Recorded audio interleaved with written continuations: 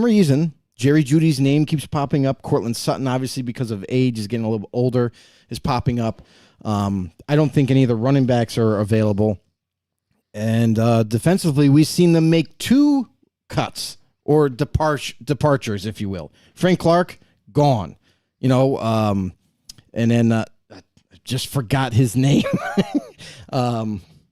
Randy Gregory. Randy Gregory's another one that they departed from, both of which they brought in this year under Sean Payton's, leadership. So that's got to show you something. A little bit, discombobulated there in Denver. So who knows what Denver's going to do? They definitely should be sellers because we all know that they're not competing for anything this year. So, yeah, I think that's definitely a team that could be selling for the future for Sean Payton and his staff to maybe look to add pieces via draft or free agency in the future. Yeah, absolutely. What do you think about potential buyers at this point, Joe? We've seen a couple of teams now bounce back, from looks like they might be eliminated and might have a, sniff at a chance here. What do you think about some of these other teams that move along in? Take a look at even the Indianapolis Colts, still out of the realm right now, but still playing hard and kind of got screwed in that last game due to the referees at the end of that game. And now the NFL again openly admits, yeah, they messed it up. But again, what does that mean afterwards? Nothing. It means nothing. Absolutely nothing. So if you're not going to penalize or suspend or any one of these refs or anything, or fine. It's all for nothing. Like, oh yeah, they messed up. We admit it. That's great. What are we doing about it? Nothing. Mm-hmm. Oh, okay. And I'm not sure what that means. But there's teams out there like, think about Detroit. Like, this is an up-and-coming team. We've known that for the last couple of years. And now it looks like they're ready to take their stance and push forward to possibly make the playoffs, maybe win the division. We know that's still a challenge for them, but they're one of these teams that are ascending. And when you're a team that's ascending, you're a team that's pushing to the playoffs, maybe even further, or have a chance to, those are the teams that are buyers. We saw it last year with the 49ers trading for Christian McCaffrey, and you've seen how that panned out. This is going to be, they're going to make phone calls. So teams that are in that winning race, the teams that are pushing for the division or playoffs or whatever is going to get you over the top or make you even better, they're going to take. 49ers, I wouldn't think that they're out of the realm of possibility of making a trade again, because we know John Lynch as a GM is very aggressive in that aspect. The Eagles, they've done that numerous times as well to add talent. We just saw that with the trade with Kevin Byard. So I don't think any one of these teams are pretty much out of it in terms of still being able to pull off a trade. I think they still would do it. And there's conversations being had right now around NFL league circles that, what players are available, what players aren't available, and all these negotiations are going on right now as we speak. But the other teams, think about let's think about the Jets for a second. The Jets, who were deemed as one of these teams that were written off. We wrote them off as soon as Rodgers got hurt, and it's like, you got Zach Wilson. How far can you get? But Zach Wilson so far has not screwed it up to the point where they can't be in the conversation. What if the Jets maybe pull off a trade to bring somebody in? There you go. Mike Tackett has it right there. He says it right there. If Jimmy Clausen is not a successful quarterback in the NFL, I'm done. That's it. I'm out. See, that's Mel okay. Kiper Jr. That's what it says right there. Boom. Yeah, the so quote. what? It doesn't matter. It's a comment. It doesn't mean that he's actually going to stick to it. Yeah. Oh, it's funny, too, is even McShay had tried to hold him to it. He's like, hey. Nah, you're not going to. Come on. Years later, and he goes.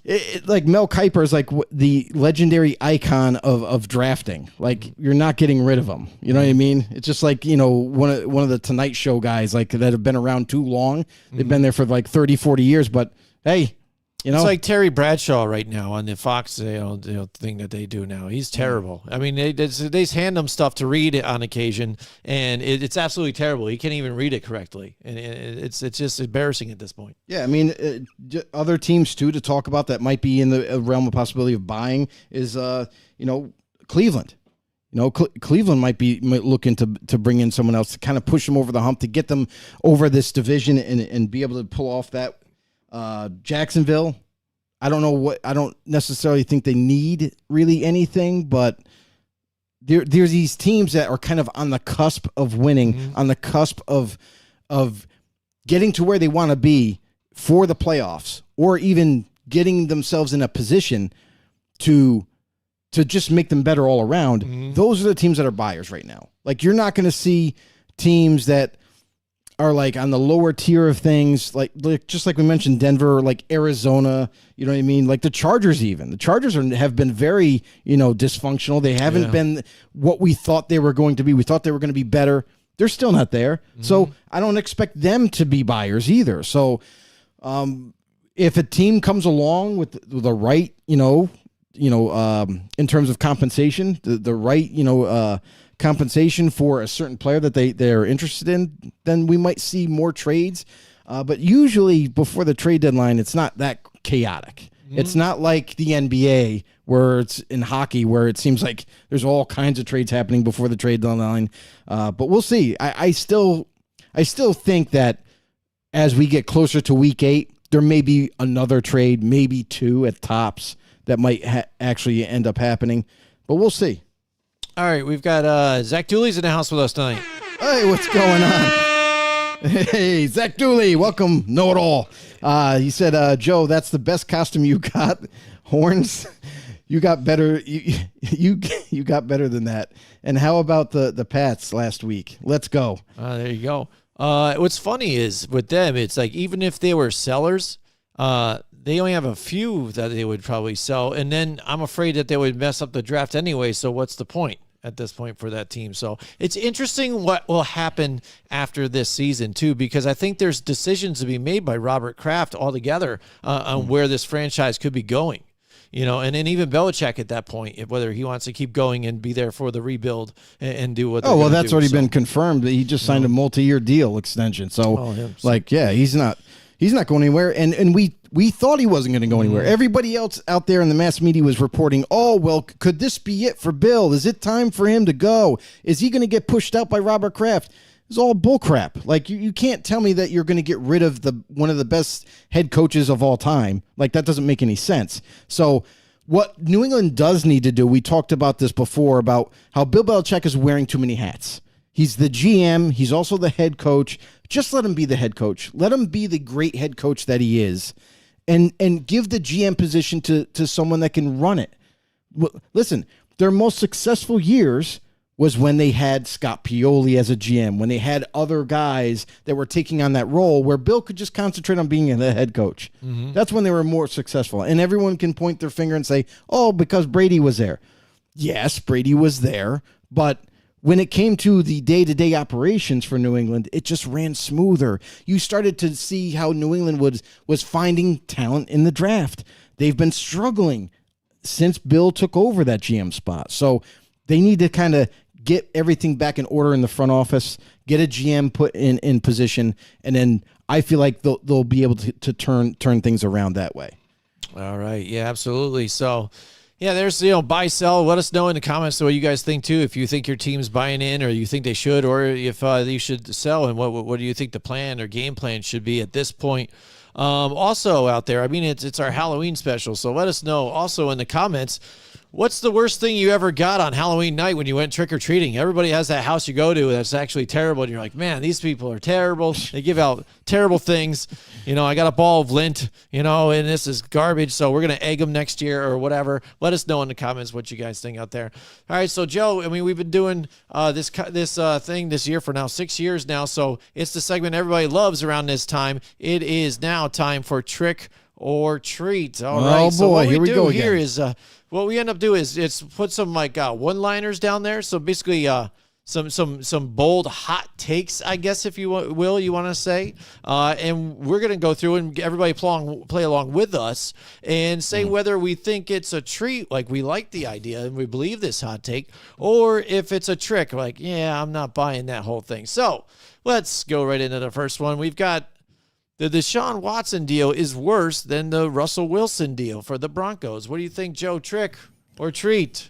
The Deshaun Watson deal is worse than the what? Russell Wilson deal. Russell Wilson deal? The amount of money that they're giving for what they have. That's a trick. That's not true. Like, I mean, honestly, like Deshaun Watson, you can say what you want. Like, they gave up a lot in compensation just to get him.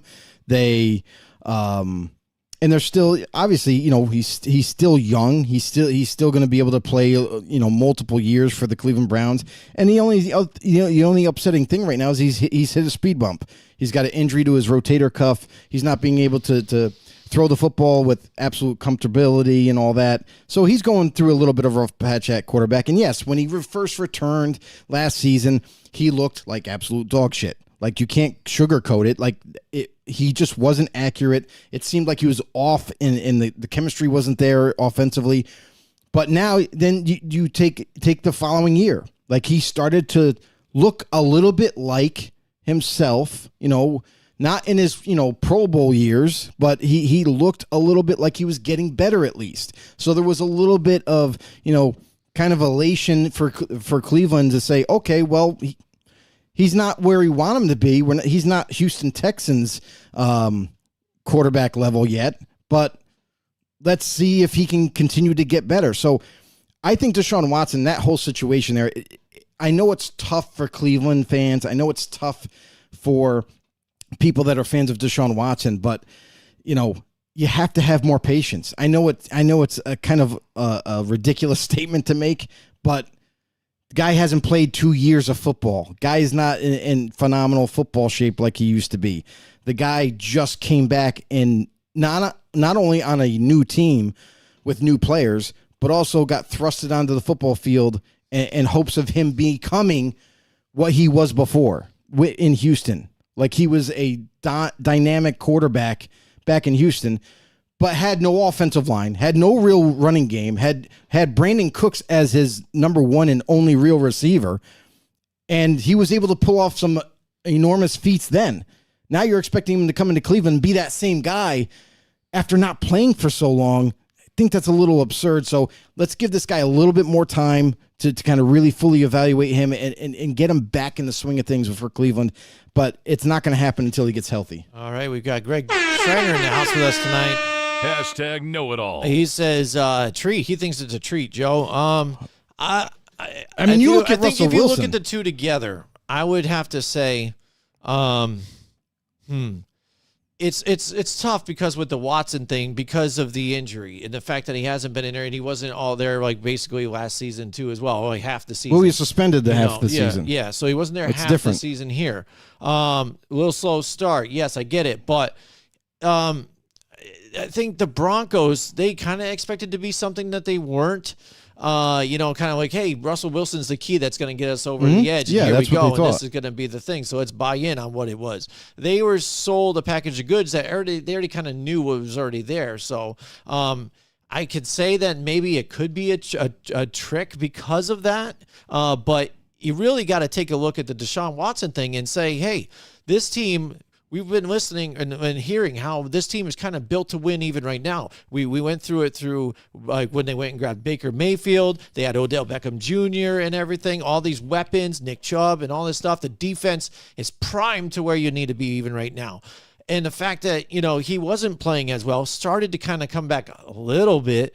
But with this injury, though, luckily, it's just like a bruised rotator cuff, but if he ends up tearing the rotator cuff, the surgery, and the fact that he's out, he might not even be the same quarterback after that. And next year, when he's on the roster, his base salary is $46 million. Yeah. So you better hope that he really rests up, and I think that's why they're shutting him down right now, and rest him up, because that money is invested, and it's all invested in the back-end years. So, and where's your team going to be by then? Hopefully Jim Schwartz, can do something here and keep this team together, and they can work out contracts to keep some of this nucleus together, to keep this defense still here next season and make a run, because next year is really the big payout for Deshaun Watson, and that's the telling tale for him moving forward. But really, they gotta take care of that shoulder, or else that could be it. That could be his whole season. Yeah, then but that will tell you. That's exactly if what it's they're a doing bust. right now, though. So, That's the whole reason why they don't want him out there playing still. They held him out. Like, obviously, here's my thing that's all about the shoulder thing is I'm not buying the shoulder thing right now. I don't think his shoulder is that hurt. Because if it was the case, they would have shut him down, put him on IR, he'd be out for the next 4 weeks, and then let that thing heal or whatever, and then bring him back. You started him last week. He was in the lineup. He got a bet. He hit his head on the field. They brought him out for a concussion protocol. Everything checked out fine. He was ready to go back in, and Kevin Stefanski held him out of this game. Something else is going on in Cleveland with Deshaun Watson, and it's not Watson. It's between Watson and the coaching staff. Because if he checked out fine and you started him in before that game, he was out there in the lineup. He came out of the tunnel. He was playing out there with his team, and then just because of this hit on the head, you got to wonder, like, this is a straight up coaching decision right now. This wasn't like, oh well, he can't play because he has a slight concussion. This was, he checked out good, coach. He's ready to go in. No, sit down. PJ Walker's in, and that to me right there shows me something else is up. It's not just Watson not wanting to play. It's got to be something going on between Watson and the coaching staff for some odd reason, because there's no logical reason not to play your guy that you envision as your best quarterback. Mm-hmm. And for the Broncos, I would say for that whole trade for Russell Wilson, we saw not only was it they knew what they were getting in Russell Wilson. They were getting a veteran quarterback. They knew that. That's what they wanted. They didn't want someone that they had to retool and develop. So they went with Russell Wilson, a vet quarterback, but they gave up a landslide of picks and players just to obtain him. And on top of that, oh yeah, before he even took a snap, let's give him a 5-year extension and an enormous amount of money up front. And we got him for the next 5 years, not knowing what he would turn into for Denver. Mm-hmm. So I would say that's why, like, my thing is I think it's a trick. I think Watson still can return back to what he was. And I understand, Jim, that you're concerned with that shoulder. Right. But then also, if you look at it the way you're looking at it, even in that point of view, if the coach that you have is already making an executive decision to pull him out and not put him back in the game as a healthy scratch, that should tell you something, that there's something wrong right there. And that you might have messed up and you invested that money in somebody that you're not even going to put on the field. But that's the thing, is if that was the case, just like I just said, if that was the case, you wouldn't have started him at all. You would have shut him down before the game. You would have not allowed him to play at all. If what was the case? The shoulder or the fact shoulder? That, right. So that's you wouldn't fine. have played him. Right. So then if you even played him, now you took him out, and the fact it's a healthy, he was healthy, and you didn't put him back in, that's just as telling. I think just because as the coach, you don't want him back in, and it's not to keep him healthy. You just think maybe he can't do it. I don't think that's it. Why would he keep him out then? That's the problem. That's the question right there. Is why? Well, it doesn't make sense. That seems like a bigger problem. Right? It doesn't make sense at all. Yeah, and that's the thing, is if it was a question of his playing ability, then you wouldn't even have had him out there to begin with. If you're that concerned of him maybe re-injuring his shoulder, or the shoulder's just not there yet to healthy enough to put him out there, you wouldn't have started him. That's a coaching decision. So that tells me that now that he had an excuse, Kevin Stefanski used that as an excuse maybe to not play him, and he said, oh, we can get by without Watson. So I wonder if there's a little bit of a rift at this point between Watson and the coaching staff, and that's why he really didn't get reinserted into the lineup. Mm-hmm. And it perplexes me, because you're not getting rid of Watson. Mm-hmm. You gave him a huge extension to lock him up there in Cleveland for pretty much the rest of his career. Yeah. So in knowing that as a head coach, and knowing that he gives you the best opportunity to win going forward, why would you all of a sudden abandon that idea and say, oh, well, no, don't play. We're not going to have you play. Even though you're healthy, we're not going to let you play. That to me is like, that's a little screwed up. Mm-hmm. Yeah. All right. Well, here we go. Not as screwed up as this list is going to be. So absolutely. Thank you guys for commenting as well. Play along with us still. We appreciate it out there. So next, the comments here is, we will see Taylor Swift more times than the Giants see the end zone this season. I think I'm going to, I am going to treat that one. I do not think that is a trick. I think we are seeing way too much of Taylor Swift this season already. And the fact that they have to go to her, even after, not even a score, just a first down or just a catch. She's And here. it's not even just for Travis Kelce. It's for anybody at this point. Chiefs score a touchdown. They have to look at her for some reason. So, and the way the Giants offense have been this season, last week was the first time they actually scored a touchdown. So what, week 7? Amazing. So I expect to see a lot more of Taylor Swift on the TV. What do you think, Joe? It's crazy to me, like the amount of coverage she gets, and It's it has stupid. nothing to do with football at all. And you see it with no other team or something. They like that. put You know what I'm saying? Here's the other thing. This is how far beyond coverage they're doing on this. They zoomed in on her bracelet. She was wearing a bracelet last game, Jeez. and it said 87. It had on the charm. My, yeah. So come they're, on. They're gay Like, buddies. Can we I just get it. Can we just get over this? Like, So they're it not shouldn't dating. it shouldn't even have been a thing to begin with. We know this. Yeah. As football guys, like, come on. I really don't care. I don't even care about cheerleaders on the football field. No. I'm here to watch the game. So, for all this going on and everything, like, I don't know. I'm football. Yeah. So I really don't care about get it. about her at all. Yeah. So Travis Kelce is her queer best friend. I get it. I guess so they got the bracelets together.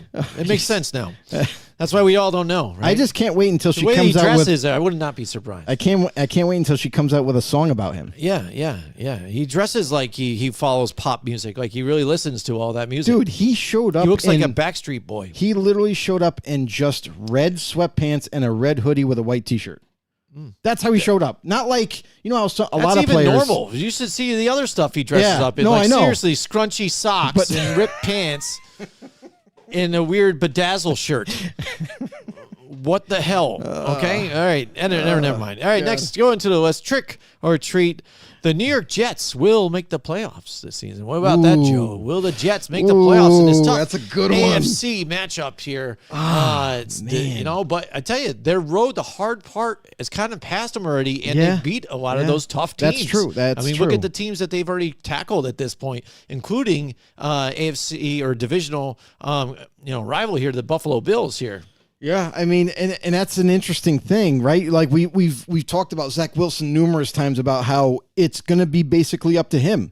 Limit turnovers. Yes. And then just take what's there as a quarterback. Don't try to make something happen and manage the game. And so far, he's been, somewhat able to do that. Yes, he still has made a couple mistakes here and there, but it hasn't put them out of the running. So I think he's doing enough to kind of keep them on the rails. And the defense, obviously we knew that was going to be the backbone of this team and to help keep them in games. And sometimes they just flat out win for them. So with the Jets having as good of a defense as they do, I think that gives them a very, very good chance. As long as obviously Zach Wilson, doesn't go back to a shell of himself, and they continue to do what's necessary offensively. I can't fight that. Screw it. I'm going to say treat. I think they have a shot. Boom. There you go. Treat. And again, like I said, looking at what their record is right now, sitting at 3-3 or 500. Yeah. Buffalo's 4-3. With what goes on with Buffalo right what I now, they're mean. just a head scratcher. And Miami has shown that whenever they face a competitor that we think is another playoff team or whatnot, they have lost.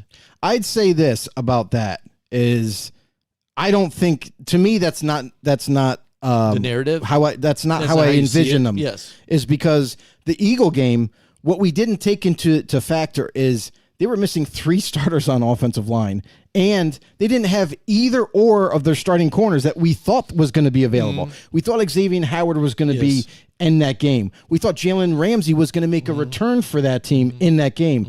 Neither one, they were both scratches. And so it's like, now you're playing with 3rd, 4th, and 5th corners out there all the time. That's not really a recipe for success on defense. And at the same time, on offense, you can't help protect Tua or open up the run game. We saw that they had spurts. Tyreek Hill was Tyreek Hill in that game, and you can't guard him. You can only hope to slow him down. Yep. They started to find a rhythm, in terms of getting the ball out faster.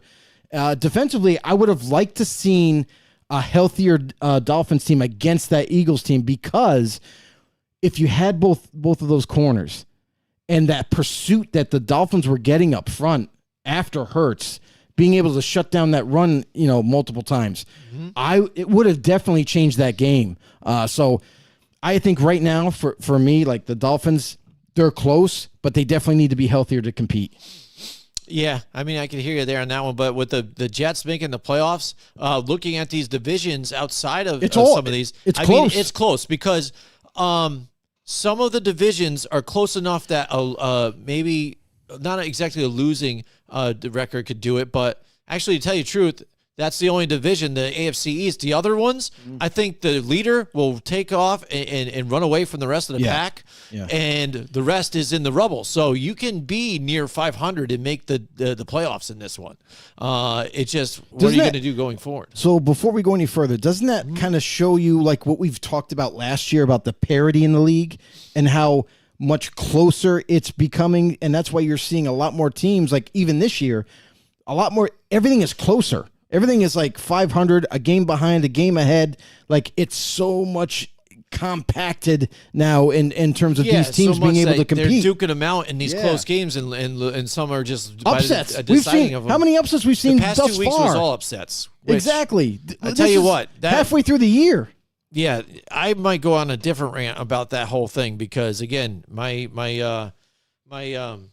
thinking cap's going on, my tinfoil hat is going on again because with, again, the legal sports betting and all that stuff, I still do not put out the fact that not only did the underdogs win last week, but then this previous one, and the fact that the refs are dictating the way the outcomes of these games are in a lot of these, especially if you look at the Giants game and then also the Browns and the Colts. I mean, two flagrant bad calls to get chunk yardage down and allow the Browns to come back in that game with literally they had 13 seconds left in the game or something, and they end up coming back through it and winning that game. It was astronaut. It was almost impossible for that to happen, and it happened still. I mean, it blows my mind. And the fact that somebody, if they invested or bet on any of those, and they were all the upsets last week. Look how bad we did in picks, Joe. We don't usually do that poorly. So something outside of the realm of things is going on right now. I smell something, and it just seems that all of a sudden, if somebody went all and put all their chips on that, it's a major payday. Yeah, but it also goes the other way too. Like I really don't believe that because a lot of these ones were I'm sorry to cut you off again, but a lot of them they should have been slam dunks, and the fact that they weren't is kind of odd to me. I mean, it's odd, but again, I guess they do have them. We live in a league where any given Sunday. And you could make all the claims that you want about how bad the referees. We've known for years how bad the refereeing is. We've known for years that games are altered by one call or two down the stretch of a game. It's happened. It's just a repeat of history. You could say what you want about how since betting came into existence in legality, you could. Obviously, you can make your argument whether it's for or against the NFL in terms of outcomes of games and whatever, but you can also argue the fact that, no, it has no bearing on it because it's no different. The refereeing is still terrible. It's still atrocious. There's games still decided. Even before legal betting was a part of it, it was still bad. So, going forward, it's not going to get better, guys. We're sorry to burst your bubble, but we can always complain about it. Right. But guess what? We're not the ones that, that are paying these refs. We're not the ones that we can't really make a difference in terms of that part of the game. Yep. The funny thing is now, too, is even now that Tom Brady, now that he can't get in trouble with the NFL, is calling out the referees. So one of the guys that benefited the most probably from all that, especially airing the ball down and getting that pass interference. Right. That makes perfect sense, though, doesn't it? Why would he raise the question on the referees or outcomes of certain games and all that when he was playing? Because he was one of the guys, a proponent of getting all the calls himself. Yeah. Yep. So Benefiting now that he's retired, it makes sense that he's coming out. And it goes hand in hand with knowledge that we've gained after a player gets cut or traded or whatever. And then he just kind of lets loose and tells reporters, Yeah, I couldn't wait to get out of that locker room back there. He goes, I just needed to, like, me and the coach didn't see eye to eye, or they didn't want to give me enough money to keep me. Like, that's when everything kind of gets vented out, is after they move on. Mm-hmm. Yep, absolutely. So here we go. Moving on. Talk about moving on. We are doing trick or treat. Here we go. So that's right. So that we're going to bring up a hot take, and we are going to tell you whether we think it's a treat or it's a trick. Here we go. Next up, we've got Brock Purdy is just an average quarterback, Joe. After we've seen him suffer his first 2 losses, a lot of, not even from experts, analysts out there who have been behind him the whole time, fans are reacting now. Oh, Jesus. Overreacting more like overreacting. Again, see, this guy's hot garbage. We told you if you have that many weapons around you, he can't do it. He had just Debo out. And look at the mistakes, and he faces a good defense, blah, blah, blah. All right. And now he suffers his second loss again, the interception at the end of the last game here to seal the deal. But, yeah, here we go. Brock Purdy, just an average quarterback, Joe. Trick or treat? Absolute trick. Just absolutely ridiculous. Here's the thing. Niner fans, would you prefer Jimmy G still there at quarterback? I just got to say, no, you wouldn't. There's a reason why the Niners moved on from Jimmy G. There's a reason why they moved on from Trey Lance, who happened to be their 3rd overall draft pick, mind you, when he got drafted. So they've shown total confidence in Brock Purdy. And obviously, I still feel like the fan base needs to support him, because I'll tell you right now, I would love Brock Purdy. Any team would. If they needed a starting quarterback, they would choose Brock Purdy if they knew what he would turn out to be. So with the Niners and Brock Purdy, he's a very successful quarterback. Let's just be completely honest about it. Yeah, you can say, oh, well, he's got all these weapons. Okay, so don't some of the greats in the NFL. Everybody wants to claim Jalen Hurts is one of the best to play quarterback. Look at his surrounding cast. You know what I mean? Dallas Goedert, A.J. Brown, Devontae Smith. Like, he has a ton of weapons too. Like, good quarterbacks tend to have good weapons around them. And yes, there are those rare situations where it's vice versa. But listen, Brock Purdy, he's a very, very good quarterback. He's definitely well above average.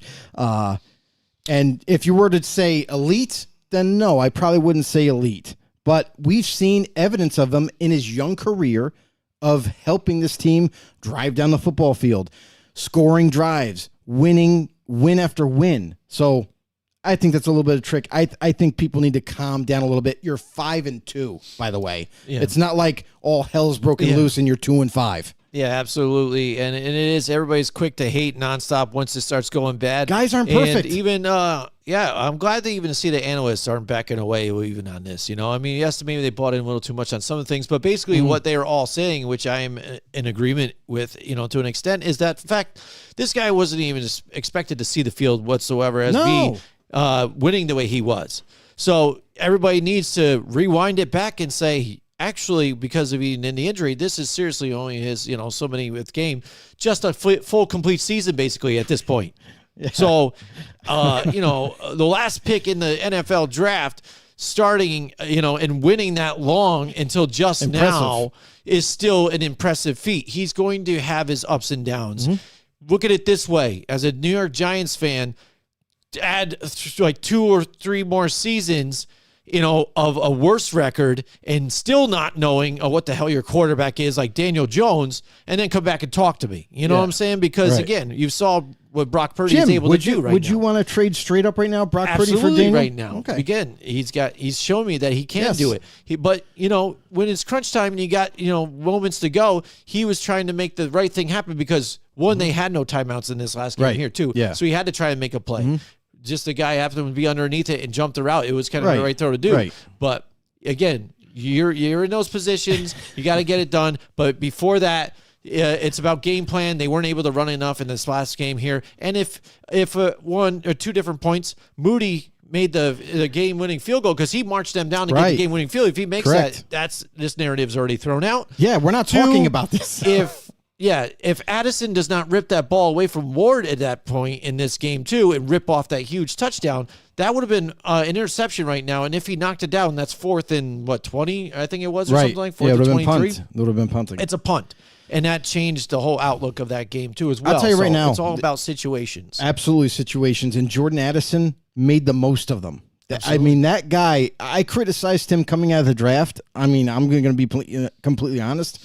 I did not have him as one of my top receivers coming out in the draft. But, man, he's been balling out for the Minnesota Vikings. And they need it the most because without Justin Jefferson, it's turned out where they're turning to a rookie as their number one option now. Absolutely. And after Monday Night Football against the Niners, for him to display the game that he did, it's showing all the naysayers, myself included, that, oh, I'm here and I'm for real. I can play. Yeah, absolutely. Absolutely. It's good to see. I mean, because, I would like one of my young rookie receivers to point out and be that type of guy. That's right. We haven't seen it yet. That's right.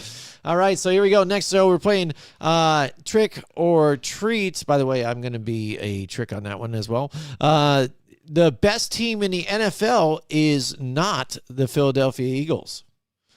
Trick or treat? I mean, we're still trying to figure that out. Who is the best team in the NFL? Because a lot of people will point to San Fran, but now that they've had sustained back-to-back losses against Cleveland and against the Vikings, unlikely teams that we thought that the Niners were easily going to have those wins, but they've lost. They got outplayed. Plain and simple. And highly penalized. Too, That defense, a lot more penalties than should have, and that's what they're not able to get that. And then you look at Philadelphia right now.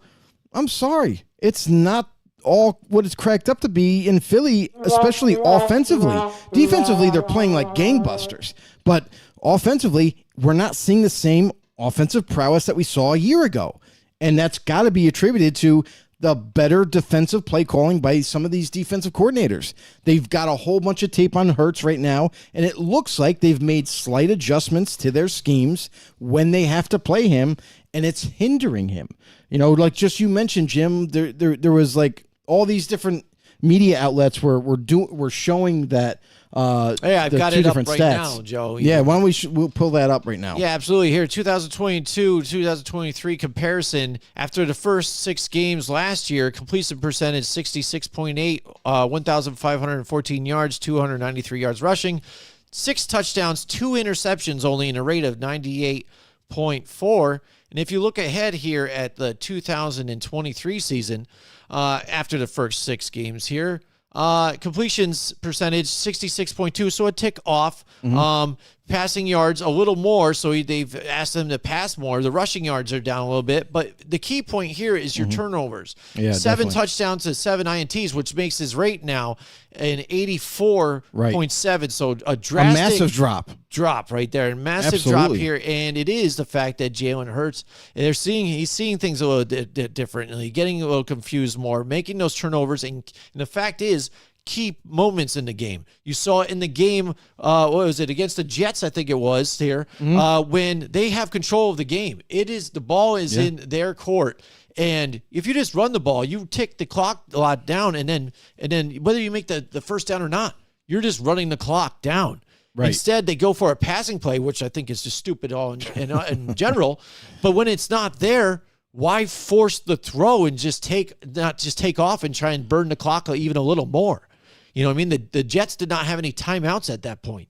You had it. Whether you didn't get the first down or not, there was less of a chance they were going than you airing it out. And just mistakes like that cost to keep you in game. And that's part of this Eagles game. But the fact, too, if you look at their season so far, the teams that they have beat haven't been that impressive of teams, though. And they tell you, when you get those grinding out wins, like they even said this season, like, hey, it teaches us toughness that don't look your opponent. Always play and stay in the game, and no matter who it is, and blah blah blah, and get those tough wins. It makes you're better. But some of these opponents that they've played against, that's been closer than you kind of expected it to be. So when they hit those other teams that are tougher, it's a little tougher route for them to get out of it. It's a lot more grinding. Because we saw with the Jets, with a tough defense. Now, if Aaron Rodgers is starting in that game, I think the Jets probably blow them out of the water in that game. Very possible. But also, I have to go back to this Dolphins game. That wasn't an impressive win by the Eagles by any means. Yeah, they kind of took over in the second half, But let's be honest, that whole first half, the Dolphins were kind of in the driver's seat. They were putting all the pressure on the Eagles to try to come back and try to keep up with them. Right. So with the injuries, like you said, even on offensive line, they have injuries. That's what would have made it more interesting to see how that game would have turned out had the Dolphins been a lot healthier on offensive line and the cornerbacks. That would have been really telling then. Then we could have really saw how good this Eagles team is, because I feel like the Dolphins were the first team, obviously before their loss, they're like the very next team that they had to face that was very tough, and it made the Eagles look like, model citizens in the league. So, I mean, so for the question for trick or treat, well, it was Eagles. It was Eagles are not the team, the best team in the NFL. So that leaves it up to you. You're going to take the field at that point. Right? I got to say that's a little bit of a not the best, so it's a treat. I have to agree, because even though we've gone halfway through the season as we get closer to week 8, there's still no clear-cut team. Like, we thought it was going to be the Niners or the Eagles as a clear-cut team to make it to the Super Bowl and whatnot. I got to question everything now, because we've seen the Niners get beat by Minnesota. We've seen the Niners get beat by Cleveland. We've seen the Eagles get beat by a couple of teams where we didn't envision that happening. We thought the Eagles and Niners to this point would be undefeated still. I mean, at least I did. So now this kind of puts into, the questions about how good are these teams going forward? They're really good. Don't get us wrong, but are they dominant teams to where, like, these are just kind of faulty losses and they're going to storm back in the second half of the season and blow up the league? Or is this just a showcase, if you will? Both these teams, it's not that clear cut anymore. There's these other teams in their conference in the AFC that give them fits, and anything can happen as we get closer to the playoffs. Right. And, I mean, sneakily, the Chiefs are there, and nobody's talking about them again. And so it's the fact that they're the returning champions, and nobody's even bringing them up, and the fact that they only have one loss now. So now you talk about the undefeated finally losing and things. And there's a reason for that, too, is that, the Chiefs... The reason why we're not talking about them as much is because when you look at the Chiefs right now, offensively, like we've known the Kansas City Chiefs as this very impressive, hard to stop on offense, and they just kind of take over games to the point where now you have to play catch up to them all 4 quarters, all 60 minutes. It's not the same anymore. Like, the Chiefs are not that same. Yes, they're still winning, and they're doing the necessary things to win, but they're not blowing teams out on a week in and week out basis like they used to. Well, they're beating competitive playoff bound teams are possible. But the fact is, too, if you looked at their rankings of their offense and defense, they're all top 10. Their defense is ranked second right now in the NFL. Yeah, and offense is 6th. So, I mean, they're crazy. Well, you wouldn't even think about it. If I told you, if I put even like certain teams next to each other, say even the Eagles or even the Viking or the Niners. Let's say the Niners or the Dolphins or whatever. Back and forth with them. Rankings, you want to rank offenses and defenses. Yeah. I mean, you wouldn't even think that the Chiefs probably be like top or number 2 in defense. First of all, would you say they have the second for defense? No, I wouldn't think defense. Offense 6, yeah, you could maybe say it's around at the top. There, maybe possibly. Yeah, maybe. And even the fact that, despite all that, and even having weapons rotate in and out, that the fact that they go and do that trade to get McCall Hardman back, bring him back with the squad, that they had to try to make a move to get another wide receiver here to get that depth going. It's kind of funny to me, but like I said, they're kind of just not being paid attention to, despite the only thing is the Taylor Swift thing. You know what I'm saying? Isn't it kind of funny? I mean, it's like Taylor Swift was overshadowing that the team is 5-1 right now. Yeah, and I'll say this: like, their offense is still good. I'm not saying that. I'm just saying it's not as dominant as it was. It's really not. The stats can say what the stats want. Like, they can go up and down the field, but then end up kicking field goals, and that's how they can still be. The Bears 41-10. The Bears. You're talking about the Bears. That's a team you should annihilate. Yeah, they beat the Chargers 31-17.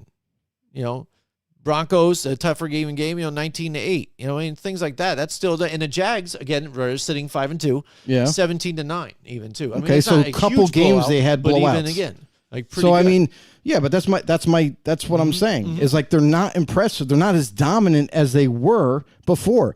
when they had, let's think about it. When that offense was very prowess and they were literally like blowing teams out on a weekly basis, they were just doing that. The point margin for their wins was astronomical.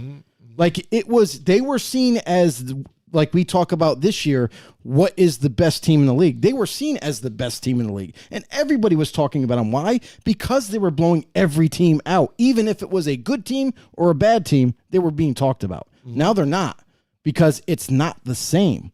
They're still successful, and they're doing things a different way, which is why it's not as exciting, which is why they're not being put on a pedestal and being talked about every week. Right. And in the middle of their season, we will get to see how much they're tested, because they do play the Dolphins, they do play the Eagles, and then they play the Buffalo Bills in Week 14 here. Well, and at the end of the season, I'm still. I mean, we're gonna talk about it more, but I'm still sketchy on the Bills. I don't even know what they are anymore. Right, and I should have probably made that one of the trick or treats. Yeah. Like, what are the Buffalo Are they Bills? a playoff contender? Are they a playoff contender? Because I was gonna say, are they gonna not make the playoffs? Because at this point, who knows with this team? You know, they're like the complete Dr. Jekyll, Mr. Hyde, but they're another team kind of now. They've had that talk where they are, Super Bowl bound, playoff bound, whatnot. It should be their division to have this season with, the Dolphins contending here. And now that the Jets are out of it, technically people thought they were,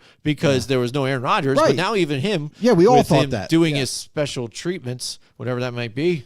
Hey, or ayahuasca. He's in California right now. Yeah, whatever drugs he might be doing, or licking a toad's butthole. Who knows? He might be doing something to get back in this season now after that Achilles, which would be insane, amazing. Again, it would be, I think he would have to be taking like reptile freaking venom? DNA or some shit like that. Dude, he's gonna regrow like his Achilles appendage. Like, bam, there it goes. You know what I'm saying? It's like, that's what it would have to be at this point. It could be some kind of nanotechnology that he just takes into his body, and it just automatically reconstructs everything. Something crazy like that. So some sci-fi shit. But for Rodgers, that would be astronomical if he was able to come back at the end of the year at all. Like, even if they were to make a wild card or something, and then here comes Rodgers to start the game. It's so impressive if he's able to pull this off, that it's like Adrian Peterson. Like, remember Adrian Peterson? A lot of you fans might not know about him, but a lot of you do. Adrian Peterson was like the fastest healer ever. Like, this guy would tear his ACL, and it's almost like he'd be back in like just a few weeks. That's what it was kind of like. It was that fast of a turnaround. So maybe Rodgers, maybe he's doing these different things, and maybe he took, maybe they mixed it up with Adrian Peterson's blood and kind of implanted it in him. Who knows? We've got Mike Tackett in the house with us tonight. Hashtag know it all. Mike Tackett's upset. Playoffs? You kidding me? Playoffs? You kidding me? Too, ever since I changed. Hey, anything can happen. Listen, just like we never anticipated the Bills being whatever they are right now. We're really not sure. So, yeah, it's possible, honestly. Yeah, I mean, and it's crazy how much it is on Josh Allen's shoulders on this whole thing, despite the weapons he got and the defense. But a couple of injuries on defense, it looks like, where the hell did the defense go? Yeah. You know what I'm saying? Well, those key guys, like Jim, I brought it up to a buddy of ours about, Yeah. You probably saw the group chat we had, throughout the weekend. Tre'Davious White, not having him, and Matt Milano, what a difference is not having those two dudes. Well, I mean, here's what I'll say about Tre'Davious White. They didn't have him last year, and they were able to still be a really darn good defense. So I think Tre'Davious White's whole situation, I don't think it's as prominent as Matt Milano. Not Matt like, Milano. Matt Milano is the defensive captain of that team. That guy makes the defense run and stops the well-oiled machine. And now you take Matt Milano out. There's no more of that leadership that they had once before on the field, calling all the plays, making checks, as the defense is looking at the offense, like, what, blitz, not blitz. There's things that he does for this defense that makes it that much better because of his leadership. So Matt Milano, not having him is actually a bigger deal than Tre'Davious White. Oh, so yeah, I understand that completely. I gotta say that I would just say Matt Milano. Like, White, to be honest, they did it without him before, so it's great when they have him. Don't get me wrong; he's a Pro Bowl corner, but Matt Milano is the key, and you can see that now. Looking at it offensively, can't get it going, and again, putting it on Josh Allen's shoulders, and then he puts it on himself even too. Yeah, and that's but when they he makes the also most mistakes. They also lost another key weapon. Dawson Knox is now they're down a tight end, and now they got to turn to the rookie. Which, don't get me wrong, he does this good. He does a good job. Good. Like he's killing it. Dalton Kincaid is literally he's going to take over that position and going to be just fine. But you mentioned the offense, and it's like it's almost like the for whatever reason, Josh Allen. Now you can say Madden curse if you want to, because he's on the cover and all that, and maybe that's a dip in his play. But let's just say on the football field, he doesn't look himself. It's almost like he's second guessing some of the plays that get called, and he's holding back for some strange reason. That's what it seems to look like on the sidelines. And you look at this team as a whole offensively, and it's like they start to do some nice things in games, and then it's almost like they go away from it and try to make Josh Allen a bigger piece of the offense than they should.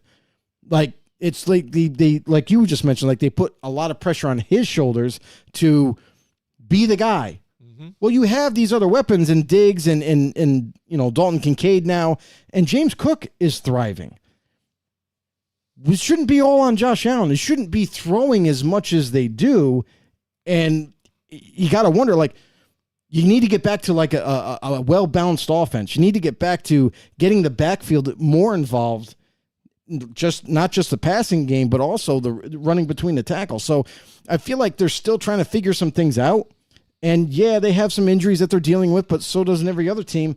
But again, it's not like they've lost their core of players and they're just like, well, we're grasping at straws at this point, trying to figure out how to score points, figuring out how to stop people. No, they still got the pieces there. So what is the issue with this team? Are they playing down to their competition a lot of the times? Or is it just overthinking and trying to do too much? Yeah, who knows what's going on with them. But here we go. We're playing Trick or Treat. We've got a couple more left over. Yeah, I know. It's tough, though, because there's a lot of passionate stuff going on ranting on right now in the NFL. All right, here we go. We're down to these hot takes. We got Tyrod Taylor should be the starter moving forward for the New York Giants, Joe. I mean, this question doesn't get any easier either. Yeah, right? I know. So, I mean, there's a lot of take that's going on right there's now. There's a lot of layers to this, right? Like, we've only seen Tyrod Taylor in a couple of games. We've known Daniel Jones for so long. We've seen him for actually multiple seasons, Joe. But, yeah, but that doesn't. He wasn't that much of an offense. You know what I mean? Like, so. I mean, for this to kind of, it's kind of hard to like say, okay, well, I can see the future, and Tyrod Taylor is definitely way better than Daniel Jones. Nobody can. We don't know what the next steps are for this offense with Tyrod and Daniel Jones. Like, yeah, we have a longer track record to know and make a judgment call on. Honestly, I've seen enough from Daniel Jones as a starter. Like, I know he's there now, and they have to rock with him because he's the deemed starter, because he's the guy that they paid the extension to. So he's your guy, whether you like it or not. But me personally, I was passing judgment the last season and saying, well, let's see, he is getting a little bit better. He didn't really have anything to work with last year, so it's kind of hard to judge the guy when he had no receivers, had no offensive line. Now this year, they make the whole team better.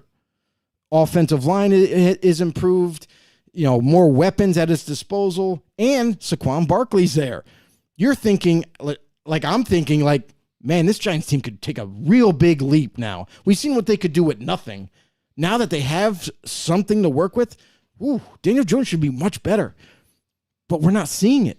For some strange, odd reason, and I know you're going to go off on it, but Mike Kafka as offensive coordinator, doing a terrible job in terms of calling plays, and then I don't know how much of that is Daniel Jones's fault too. Like, even though it's a bad play call, is his play as a quarterback being diminished because of the bad play calling? So Daniel Jones, we've seen him make errors. We've seen him make mistakes. We're still waiting to see him clean all these things up and be more consistent as a quarterback. And because of that, that makes me hesitate on crowning Daniel Jones as the definite franchise quarterback for this organization. Now with Tyrod Taylor, it's different. He's a backup quarterback. He's been basically a career backup his whole career. He's done a decent job when he's asked to go and start for whatever team it is. We've seen him be the starter for the Buffalo Bills and had success there. When he started with the Giants, yeah, he's not throwing over 300 passing yards and running for 100 and dropping dimes all over the place and scoring 5 times a game. We know that this team is still trying to work the kinks out here. But Tyrod Taylor, in a limited capacity, is at least kind of showing that the offense at times runs a little bit smoother. Not a lot, but it's very confusing as a Giants fan or as an NFL fan. When we watch the Giants, it's like he does some things well, but then he'll also do a couple of bonehead things, and you're like, oh, typical backup, play. But yes and no. You know what I mean? It seems like when Tyrod was, we're only going off a couple of games here, but when Tyrod's in, it seems like Saquon gets a few more rushing yards. It seems like they're able to execute a couple of first downs. It seems like Darren Waller definitely is more involved. He's a tight end, big target to throw to, and Tyrod's taking advantage of that. And by that all happening, it seems like it's opening up, not a lot, but it's opening up this offense just a tad bit to maybe get them some more touchdowns, than they would before. It seems like we've seen way too much stalling when Daniel Jones is at the quarterback role. And Tyrod Taylor, yeah, he's not blowing it up in offensive production, and they're scoring 20 plus points a game. But, man, it's hard to kind of pinpoint, to be honest. So for Tyrod Taylor and this Giants team, Jim, I'm at an impasse. I'm really not sure what to say about it. For just because of the disappointing track record that Daniel Jones has mounted up to this point, and you're supposed to play mistake-free football as a starter. Yeah. And it's like he does some great things for them, and then there's really dumb mistakes that he makes. And you could say the same thing about Tyrod, but it's like, well, I don't know what it is. I mean, to me, Tyrod, I don't know, just because he's a new face and that he, I don't know, maybe. I think it's just even all together, even experience and composure. You look at Tyrod Taylor. What's what's asked upon Tyrod Taylor right now? Manage. You've been in the league for many years. What did they say it was 13 seasons? He still looks young. Still looks pretty good though, right? Yeah, absolutely. But look at Daniel Jones. What's his whole thing? He's been here listening to the New York media since he's been in the league right now. You know what I mean? Yeah. His ups and downs, been through multiple coaches, different schemes. Finally looks like he can connect on this one here, but knows now he's got that contract with the bonus in it. So still heavy on his shoulders, asked to do a lot. And when he gets in there, I think he feels when it's tight and stuff, he still feels it upon himself that he's got to try and make things happen because a lot depends on him. Tyrod Taylor goes in the game and say, hey, if I don't make this, I just got to throw it away or whatever. I'm not trying to I can try and make the play, but I'm not going to kill myself on it because, again, you got experience and you don't have all of that on your shoulders. He can go in. I just got to manage the game, try and keep it tight and not make the bonehead mistakes, which I've already gone through before in my career. 2 different points in their careers right now. Makes a different, I think, sense of what you're managing in the game and how you're looking forward at things. I think if you're not called upon to kind of be the savior or asked upon all the time to be that guy and what are you, then it's that much easier when you're in the driver's seat. You know what I'm saying? Yeah. And I think we'll say because of that and because of even experience, Tyrod Taylor isn't afraid to throw it deep as much with the outcome it might not happen. I think Daniel Jones, because of hearing about the turnover mistakes here and there, wants to try and even put the ball placement exactly where he thinks it needs to be. And if it's not going to be there, he wipes it. No, I'm not going for that option. And by that time, he doesn't have the time because you got to think 1, 2, bang, because that offensive line is so terrible. Yeah. You don't have the time to go through those progressions, trying to think, unless you really have to figure out how to speed it up a lot faster than that. You have to say, listen, I'm already playing in my head. If it's not here, I got to think to here, and then think that 3 steps ahead, which an experienced quarterback does as well, which is why Tyrod Taylor, I think, is doing a little better. But if you're saying even if the rest of the season through, I would say this is a complete trick because, I mean, you understand. I understand the contract thing. You got to see even what he's got. He's got his bonuses or whatever and shit. And you already signed him to that. Whatever. Tyrod Taylor, he is what he is, and he ain't gonna get you to that next spot to where, all right, we're a playoff contender. Now all of a sudden, this is gonna help our franchise out. If we put him in, it will only help the franchise if Daniel Jones is in there and sits tight. And then whether you win with him or you lose with him, you definitely have answers throughout the season on whether he progresses or not. And then you could just move on after this. Because, if you end up losing and having a losing season, you only get a better draft stock at the end of the season anyway. So it only helps you out in that long run if you wanted to get something for him. But plus, if he doesn't hit those milestones, that changes the contract altogether as well. So, I mean, you're not handing him a buttload of money. So, I get that. I think I don't believe in the Tyrod Taylor thing because he scored there was all game of field goals the last game, so he didn't even score a touchdown last game. All right, and he scored one of the touchdowns this week, or was it all running touchdowns? You know what I'm saying? Didn't really light it up this week enough. It got scored 14 points. Whoop-de-doo. Daniel Jones has done that already in this season against the Cardinals, in one game, and that was without, that when he did have Saquon Barkley. The other remaining games when he got injured, Saquon wasn't there. Plus most of his offensive line, actually all of them were gone. At least you're getting Evan Neal back and a few other guys, free agents that they picked up to slot in there. That is better than what they had. I wouldn't say their free agents they picked up are going to be better. They were better than what they had of the backups of the injured. Here's what guys, I'm going to say Joe. about this. That is true. The offensive line is better than when Daniel Jones was in there. Here's the thing what I'm going to say. Daniel Jones has been in there long enough as a quarterback and has enough experience as a starting quarterback that you can't make the argument of pressure on the guy.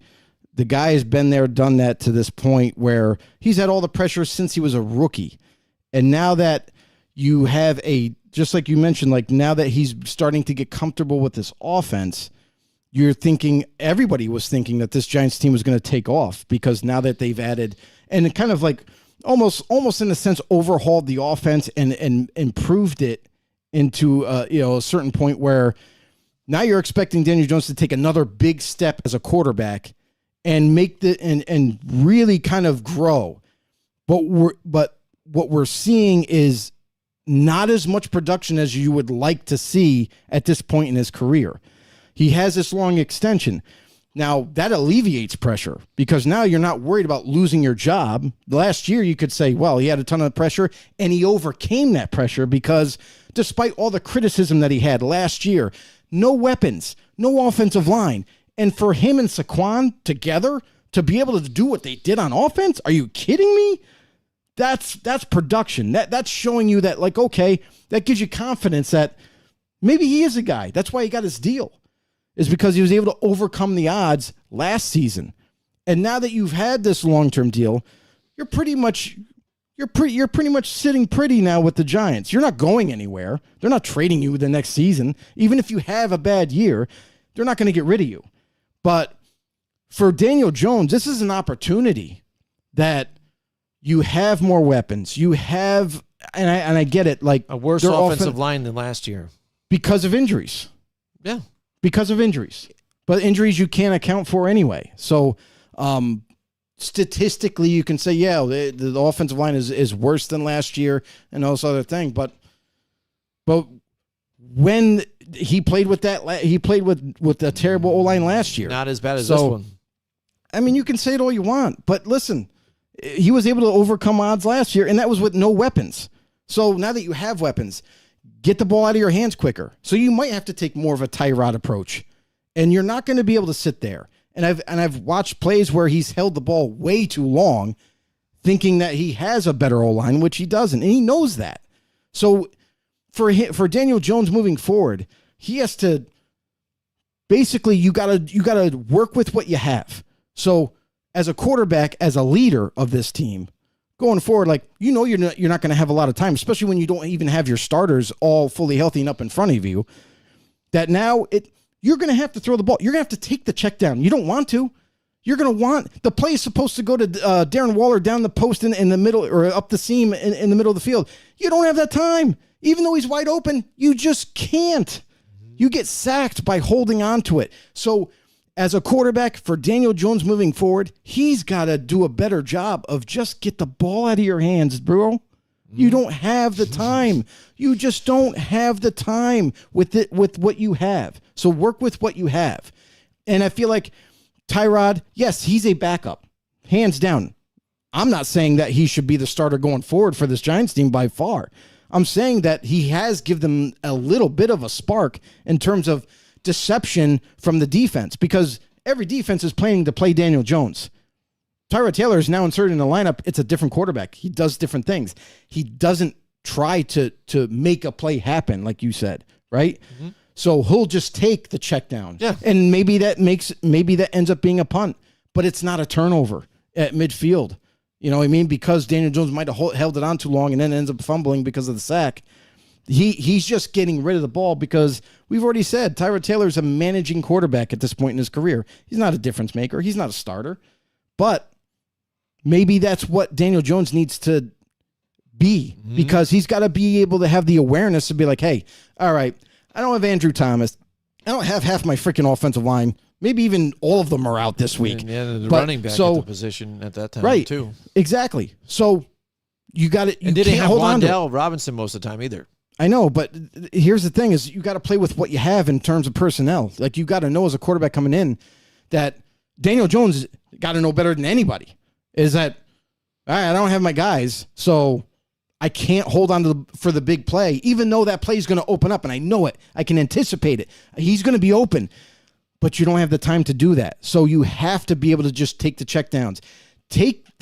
Listen, you're not going to be able to be successful in this NFL if he's not able to adapt as a quarterback. And to me, that's what bothers me about Daniel Jones. We've seen him show flashes of being this Giants quarterback for the future and could really, help this team score a lot of points. We've seen it. But this year, don't know what it is about Daniel Jones himself. Don't know what it is about, we all know the play calling's terrible, but still, even with that being said, as bad as the play calling is, just you can't do too much. You can't wait for the big play. You're either going to have to move with your legs, just like you did last year, or you're going to have to take that check down and punt the ball. At least it's not a turnover. At least it's not giving up ground. You know what I mean? Mm-hmm. So I got to say, I think that it doesn't matter. Honestly, it really doesn't matter who you put out there at quarterback, Tyrod Taylor or Daniel Jones.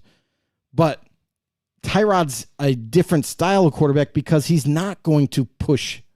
He's not going to push the play to its limits to make something happen. So if it's there, he's gonna sling it. If it's not, he's gonna check it down. So maybe that's what the Giants need right now, just because of what they're dealing with right now.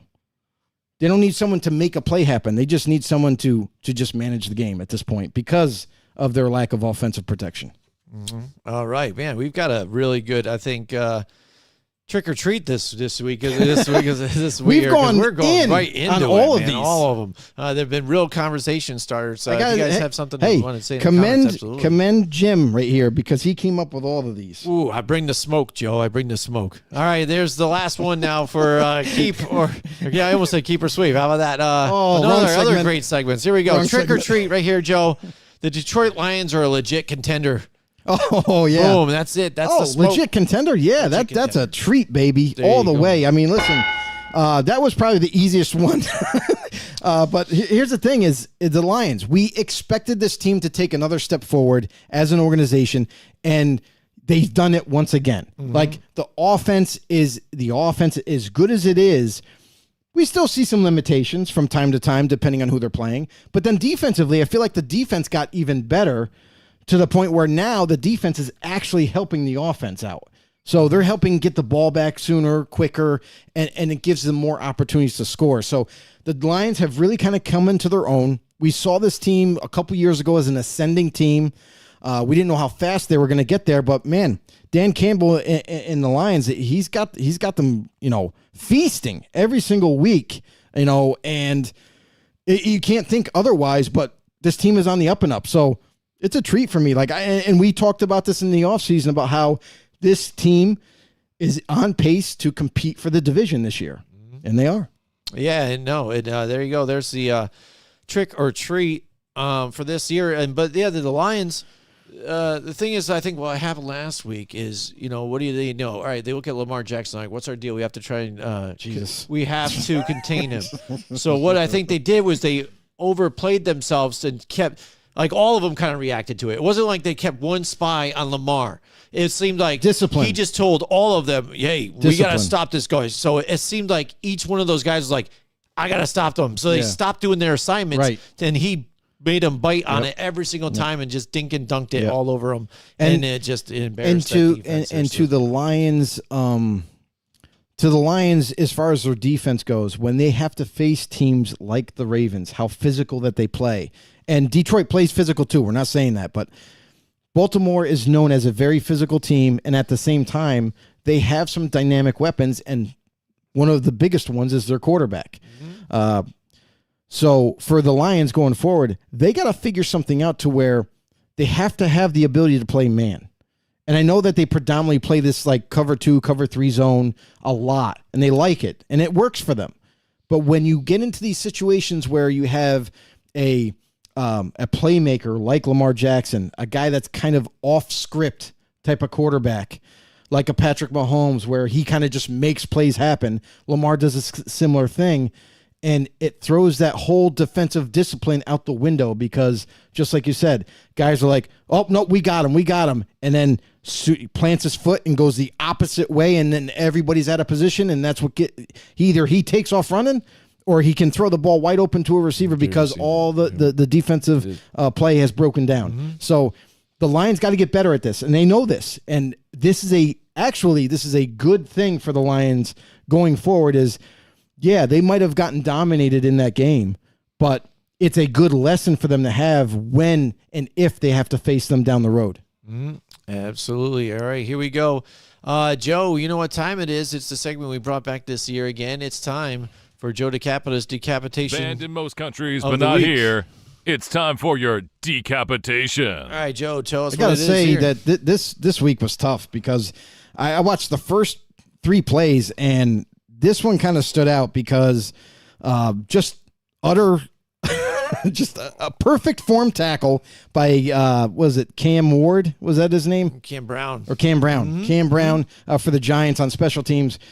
Perfectly formed tackle, drills the guy, stops him dead in his tracks, and sends him backwards in a split second.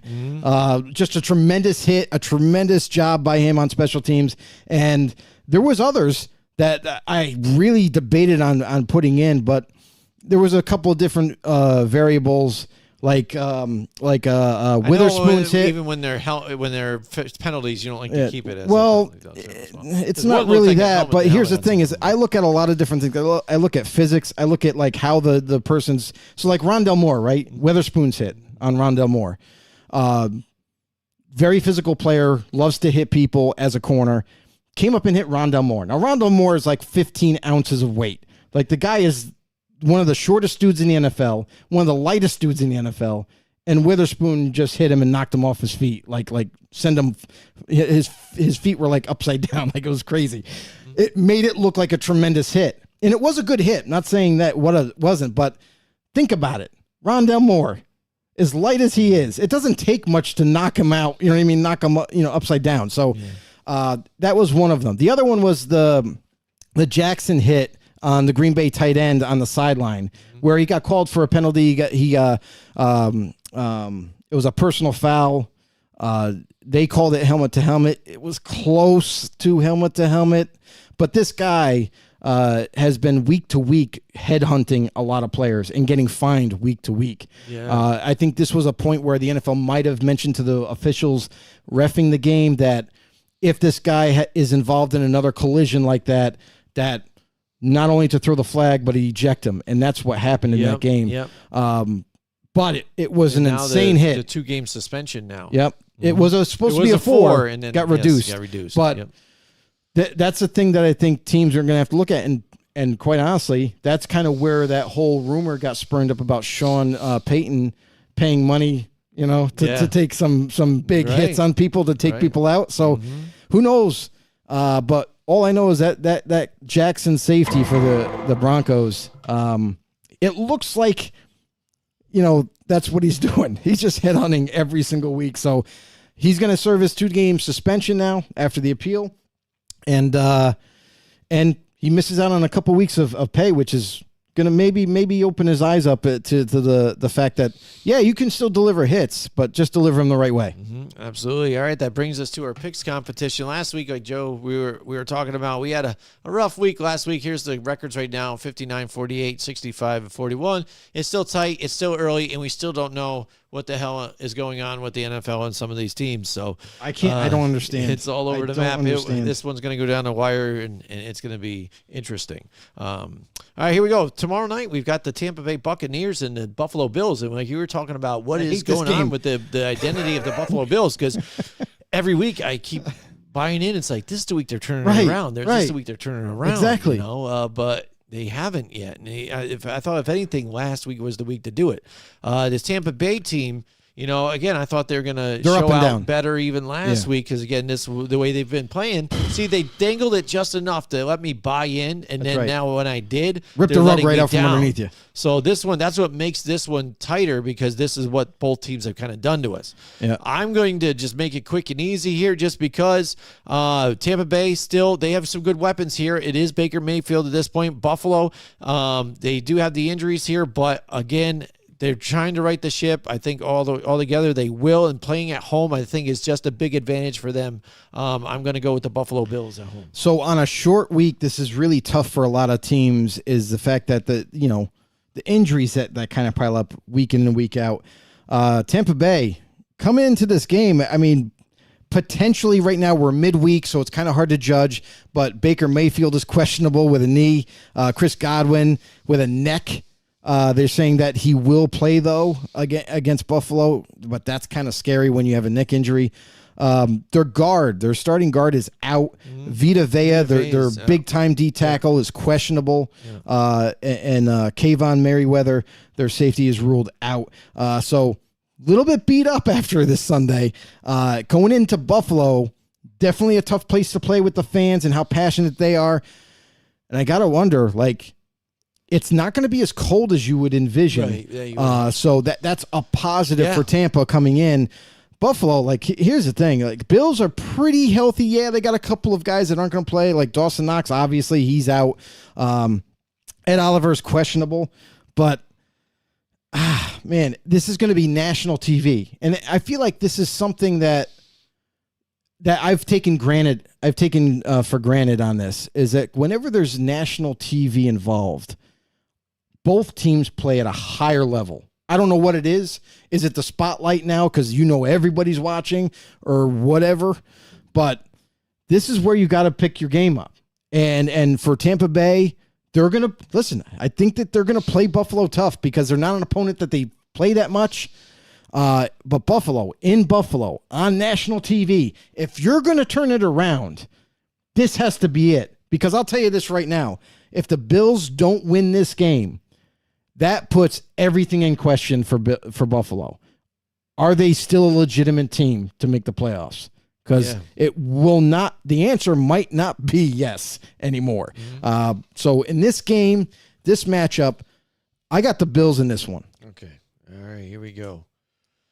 Should be interesting. All right, next we got the Los Angeles Rams and the Dallas Cowboys here. Dallas had a week of rest, so they can rest up against these Rams. Rams have been playing good so far this season.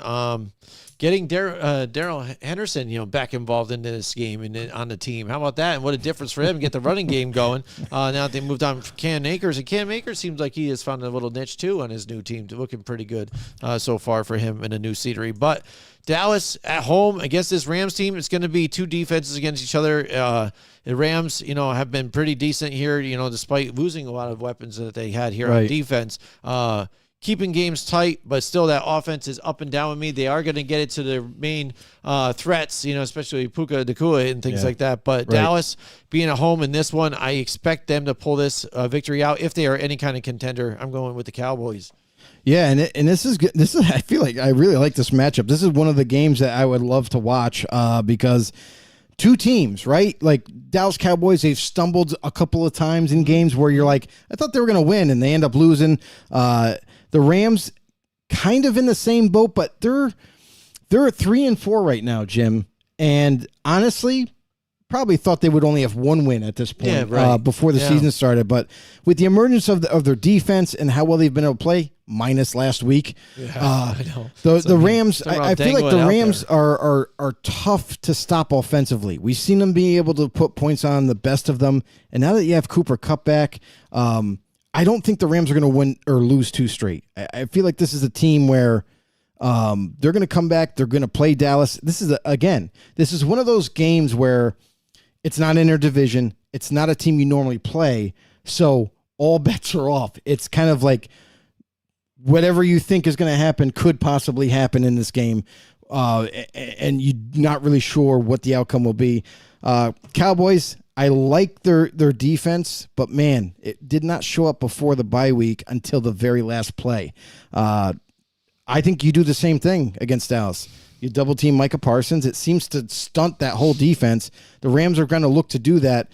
I'm going to go with the Rams into Dallas. Well, it's kind of funny, the whole thing with Micah Parsons, Joe. Isn't it how funny when we did our draft preview on him, and then we even picked him to go to the Giants, which I think would have been a nice fit. Would have been amazing, right? But we said pass rusher even. Keep him pass out. rusher. Yeah, defensive end.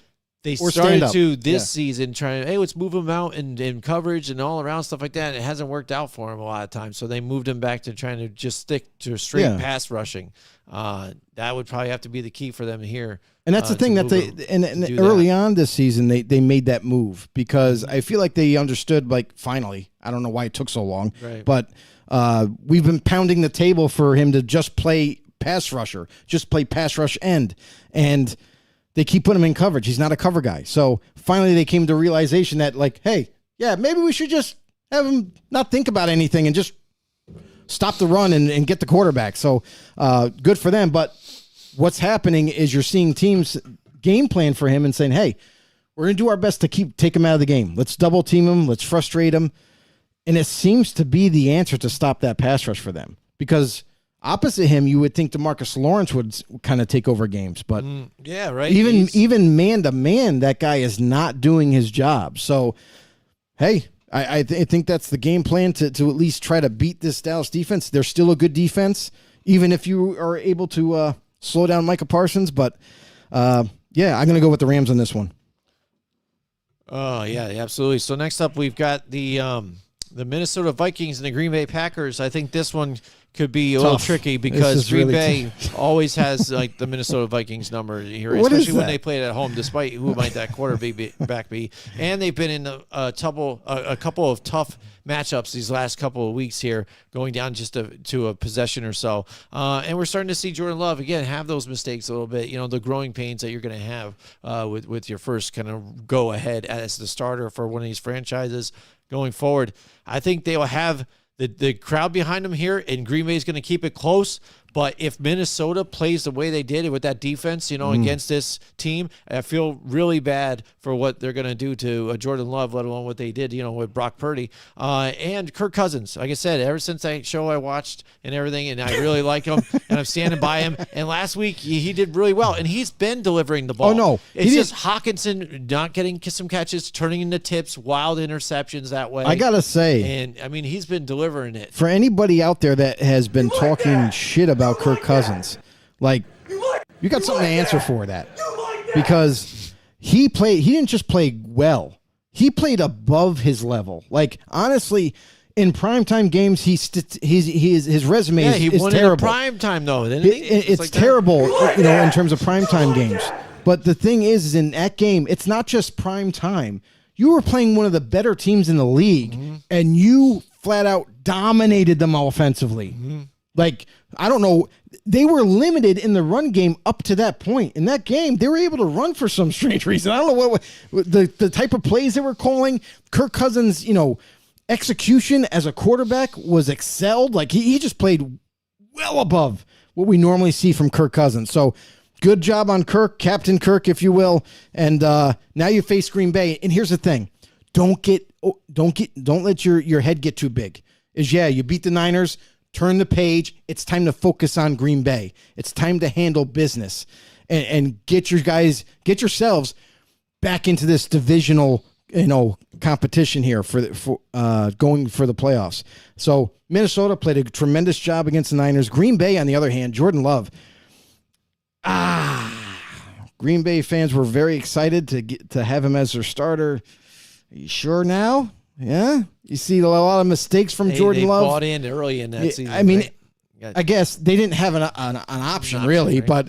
but I mean, you shouldn't have been so gung ho on that because this guy was untested. Now that he is facing defenses week to week and is now the starter, you're starting to see some limitations by him. You're starting to see a lot of mistakes that he makes, throws he doesn't make, even when guys are open. So that kind of, I pull the reins back now. Like early on, we're like, wow, Green Bay, pretty impressive how well they've come out in week 1 and week 2 and whatever. Now we're getting to the meat of the schedule, and it don't look so hot, whether they're healthy or not. So I'm going to go with Minnesota in this one. I think they're going to ride this hype that they got moving. Kirk Cousins is playing at an excelled level. I think they bring it to Green Bay and get a win. All right, I'm going to agree with you on that one. I like Minnesota over Green Bay in this one. Atlanta Falcons, they kind of surprised me a little bit last week of what they did. See, we go pick them a few times, then we go and turn the script on them, and then they actually pull out a win in this one. So they're going into Tennessee. Tennessee looks like they're sellers at this point. We'll find out as they go with this one what happens.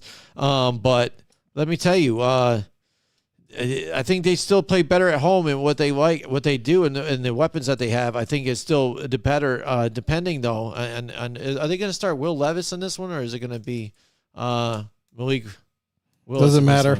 I know. Really I guess does it really matter? I guess I'll tell you the truth though. Will Levis is the starter though. Man, that's going to be growing pains here. So you know what? I might just go with Atlanta still, just because I'm not sure what to expect, even though. The game plan's got to be to give it just to Derrick Henry, and he's going to do it all and run it all for you. But that's a lot of stuff to do. Just put it all on his shoulders to get it. I mean, the blueprint to beat Tennessee is not a mystery. Yeah, you have to stop Derrick Henry. Yeah. And now that you have no threat at quarterback, and when Ryan Tannehill's there, it's different. Now you're like, well, he can still throw it, so we got to be aware of that.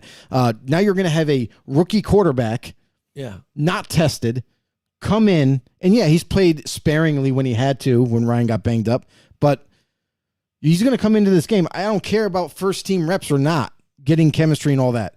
This is going to be tough for him. You get your first start, and you got to try to keep this balanced. Don't try to do too much. Keep it managed well. Atlanta's going to lick their chops on this one. They're going to try to stop, not only just load the box, stop Derrick Henry at all cost, and make the rookie throw the ball. Make Will Levis throw the football. Make him make decisions, and try to read the defense. I'm not a fan of Desmond Ridder either. I know that's what makes it tough. That's what makes this game really tough for me. But I like Atlanta's roster better. I like what they have on offensive line. Obviously, it's a lot stronger. They have weapons that they can utilize, and defensively, I feel like they're just better. So I think that they might be able to steal a win in Tennessee just because of all that. Like I said, I might go on this one too, just because of, like you said, the quarterback situation there. How much can you just rely on Derrick Henry? And hopefully, we saw Kyle Pitts get involved a little bit, late in the game, but see if they can do that a little bit more for this offense. I think that's what they need to get it going. It's all there. So if they can limit turnovers, I think Atlanta can pull this one out as well. We got the New Orleans Saints and the Indianapolis Colts. This one is going to be a tough game. New Orleans, I don't know what they are in offense right now. I mean, it's up and down. You're seeing, so whose fault is it more? Like, Pete Carmichael. Because, he was calling plays last year, right? Yeah.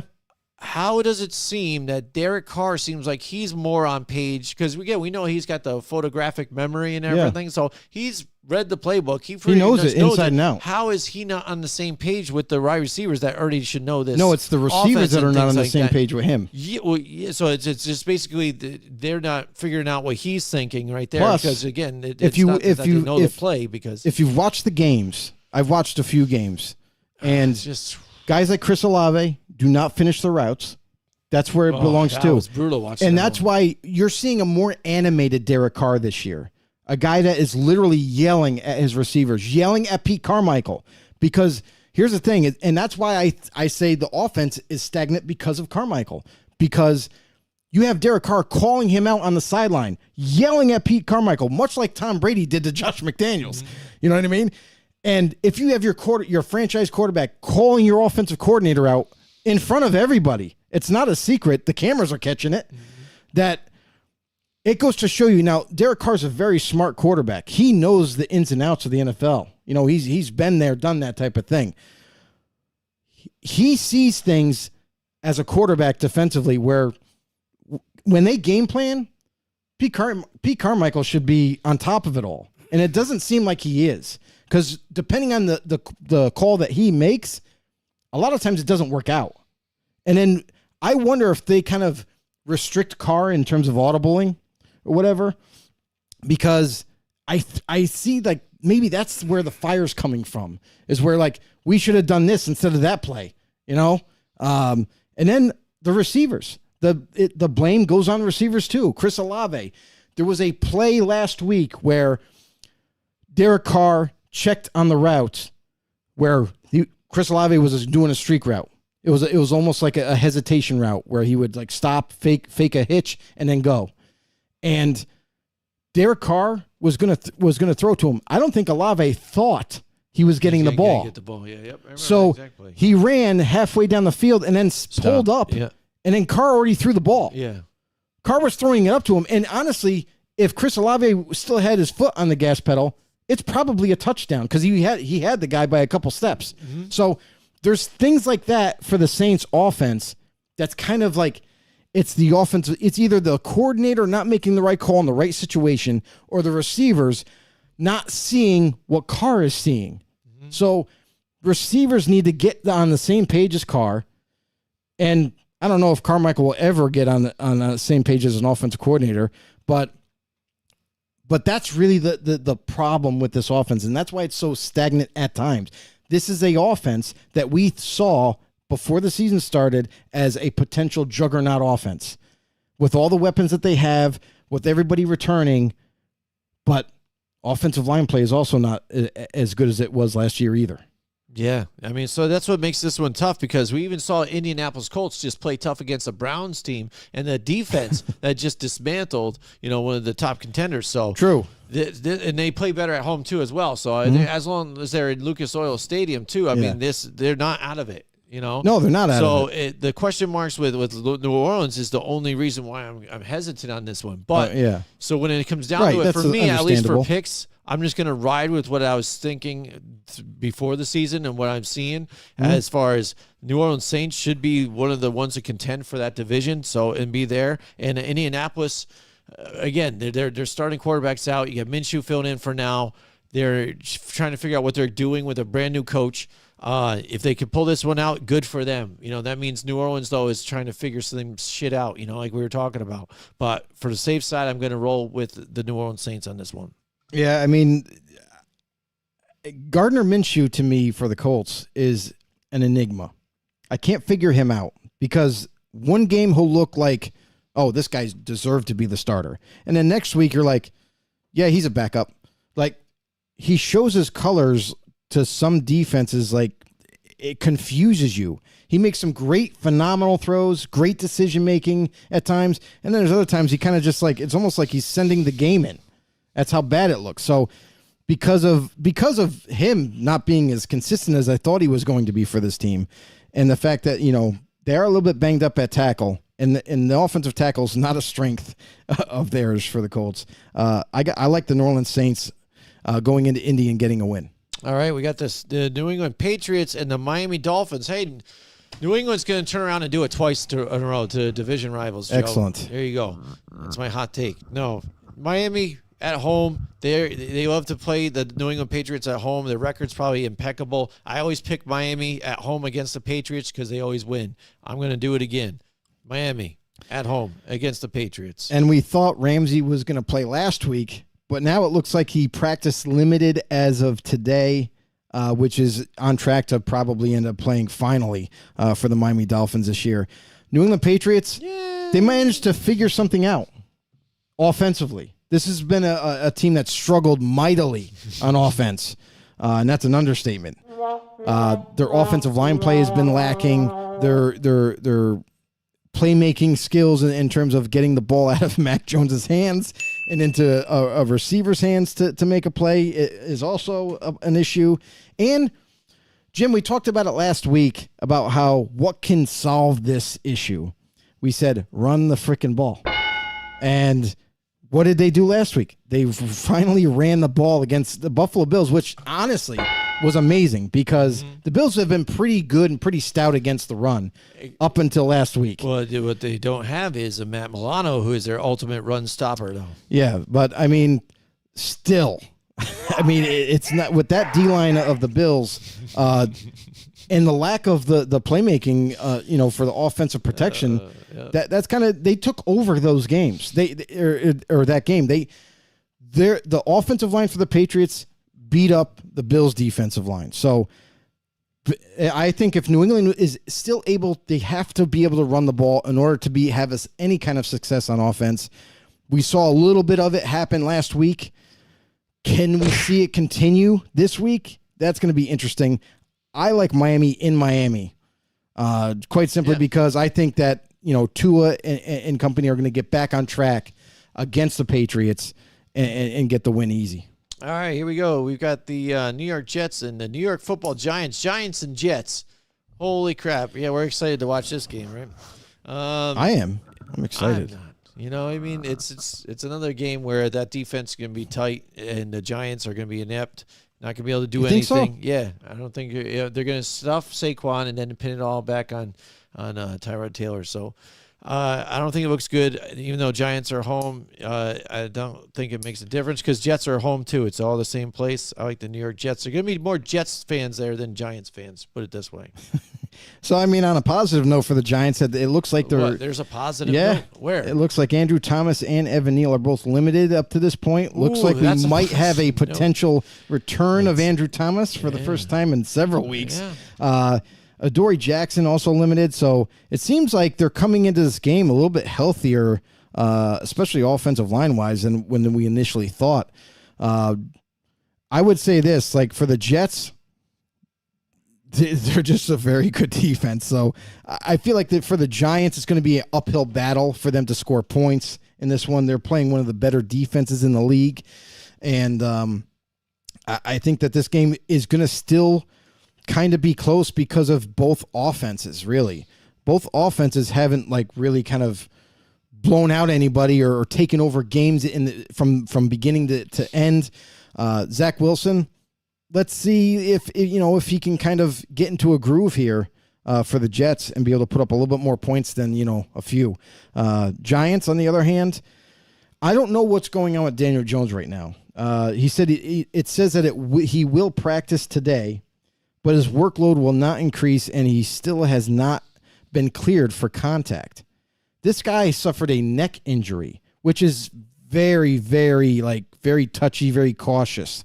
When is the right time to bring this guy back at this point? Because if he's missed a couple weeks already, and now you're in question of even the third week coming up, do you even take the chance? Do you just say no? We probably just should sit him out, and that gives another opportunity for Tyrod Taylor to maybe try to sway some more fans. Yeah, right. But it looks so much better. We scored 17 points. But I'll say this, because of the standing of two teams, I like the Jets better. I think their roster is just better overall. Right. I think both offensive lines are kind of weak, so they will. I think the defensive interior can get pressure on Zach Wilson and stuff like that. But then again, turn it back over onto the weapons. I think, Garrett Wilson, I'll take over any of my receivers I have. I'm sorry. So there you go. All right, we've got the Jacksonville Jaguars and the Pittsburgh Steelers. Pittsburgh, that's another team, dude. I can't read this team. You know what I mean? I don't think anybody can. Dude, it's like sometimes they just lay a big fat one, and then all of a sudden they'll just turn up out of nowhere and just light it up. You know what I mean? I don't understand this whole thing. So this one makes it that much more interesting because Jacksonville seemed like they hit the switch. They got it going. They turned it on. Here we go. We're rolling. We're rocking and rolling. We got strung together a couple wins against good teams too. The one thing that scares me though is again, I was watching that last game. They had the lead and they switched their offense up. Let's go run and kill time. Let's go. It's just trying to work it through the game, but still trying to score a little bit. But then we'll just stay in it, you know. And then that kept the game and the teams back in it, and they almost lost. They can't keep their foot off the gas. They can't just try and keep the motions going. Right. Stick with what's been working. Get it going. You know what I mean? Stay balanced, and then you can get that play action going off of it. Because you even saw when they needed to kind of turn it on, they were able to turn it on a little bit and get, you know, those plays in, and Trevor Lawrence got the big touchdown at the end.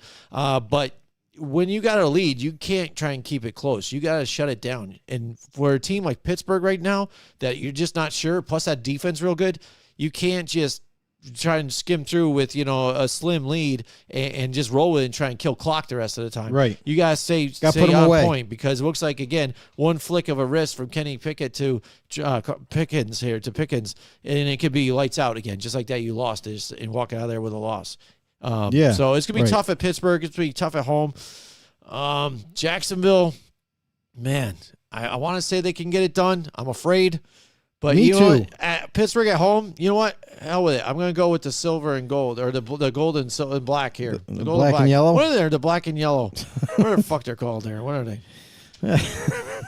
Steel curtain. Here's my thing about this game is, like, even though the Jaguars have a 5-2 record, you know what I mean? We thought that they were going to be there, you know, earlier in the season, but they haven't done it impressively, I guess I'll say. There's been a couple of games that they've lost where it's like, what kind of team do we have right now for Jacksonville? Like, they're very disappointing losses, teams that they should have beat. So for Jacksonville, it almost looks like they're starting to get their groove back. It looks like they're starting to heat up. They're starting to get, you know, everything nailed down in terms of an offense, and the defense is excelling. But this is a very interesting game because just like Jacksonville, Pittsburgh, the Steelers are kind of the same way. They're a team that's been up and down, not really sure how to read them, to be honest. And it's not like they've been hurt a lot. They're a pretty healthy team. They got this really good defense, and we thought that they would be more impactful than they are. So this is a very even-ish type of game, I feel like, between the both of them. I'm going to go with the Pittsburgh Steelers at home because it's in Pittsburgh, for one. It's a very tough place to play. But also, there's going to be a little bit of a rain factor, it looks like, heading into Sunday, which I feel like fits right into the Steelers' blue-collar work ethic and grinding out games and being very physical. So I'm going Steelers. Yeah, I think they got to do the two running back situation, get Warren the ball more. He's more like that bowling ball type of hitter runner, you know, like they used to have, like when they had Jerome Bettis in a little bit, you know what I mean? Kind of pound it out and get some that chunk yardage. Mike Tackett's in the house with us tonight. What's going on, Mike? He says, let's give Doug Peterson the credit that he deserves. Turn that franchise around a lot in a little time frame. Small time frame, yeah, so far. No, we give him credit for sure. Absolutely. Get down on your knees and tell me you love me. So I mean, that's the thing is, like, we do give him credit. He's done a tremendous job with Trevor Lawrence. He's done a tremendous job with this offense, and this team overall has been, you know, way better. Like with Doug Peterson and the staff that he assembled, they've kind of not only just turned this team around, but made them a division-winning team in a small amount of time, and looks to do the same this year. Yeah, but it's just, again, I'm not sure again. I'm not bought in. I want to see what happens here at Pittsburgh. The Philadelphia Eagles now and the Washington Commanders. Washington, This was a close game the last time they played. It was. And, and this is an interesting story here with Washington because they're still kind of in the middle. They're 3-4 right now. Even in losing some of these last couple here. And there is still that timetable, I think, where we're looking at what's going on with Eric Bieniemy and, Riverboat Ron. Is this going to be the time where he sails along that river and outside and here comes Bieniemy? Because, again, a lot of the talk is with Bieniemy, how he's growing even by coaching somebody like Sam Howell. It's helping him even as a coordinator get better instead of just jumping into like a Patrick Mahomes to where everybody thinks he was already got the God-given talent and he's already there. He was easy to kind of learn, teach and keep it going. Now he's got Sam Howell where he's kind of mold and try and really bring into a starting quarterback kind of situation here with this offense. And the fact that they've already won a couple here and been close in some of these games tells you that, these guys are still fighters, even with that defense that they have, that front four. They can still compete into some games. So are they on the selling train yet to restart or not? So is that means for like Ron Rivera to get fired after this season or not? Or do they just keep continuing moving forward with the new ownership? I think it definitely depends on how the rest of the season goes. If they have a losing record, then it might be time to move on from Ron. Then that might be the reason. But I feel like personnel wise, they've started to assemble this team 3 years ago, where they were adding talent, drafting talent, adding free agents, and now we're at a point where you look at their offense, which they didn't have weapons for the longest time. Now they have a nice receiving core in place. They have running backs in place. They just don't have offensive line now on offense. And defensively, yeah, they still got to work on a few positions there in terms of linebackers and maybe the secondary a little bit. But this is a team that roster-wise, personnel-wise, they are getting better year to year. So you like to see them get better in the record column. And for Ron, I feel like that's why Washington's players are playing so tough, because they, as players, believe in Ron Rivera. So they are giving everything they got week in and week out for him to try to keep him there. So for Washington going forward, I would say it's going to depend on his record. If it's not a 500 to a above 500 record, then the curtain might have to fall on Ron. He might have to take the blame for it, and they're going to move on with a new regime and bring someone else in.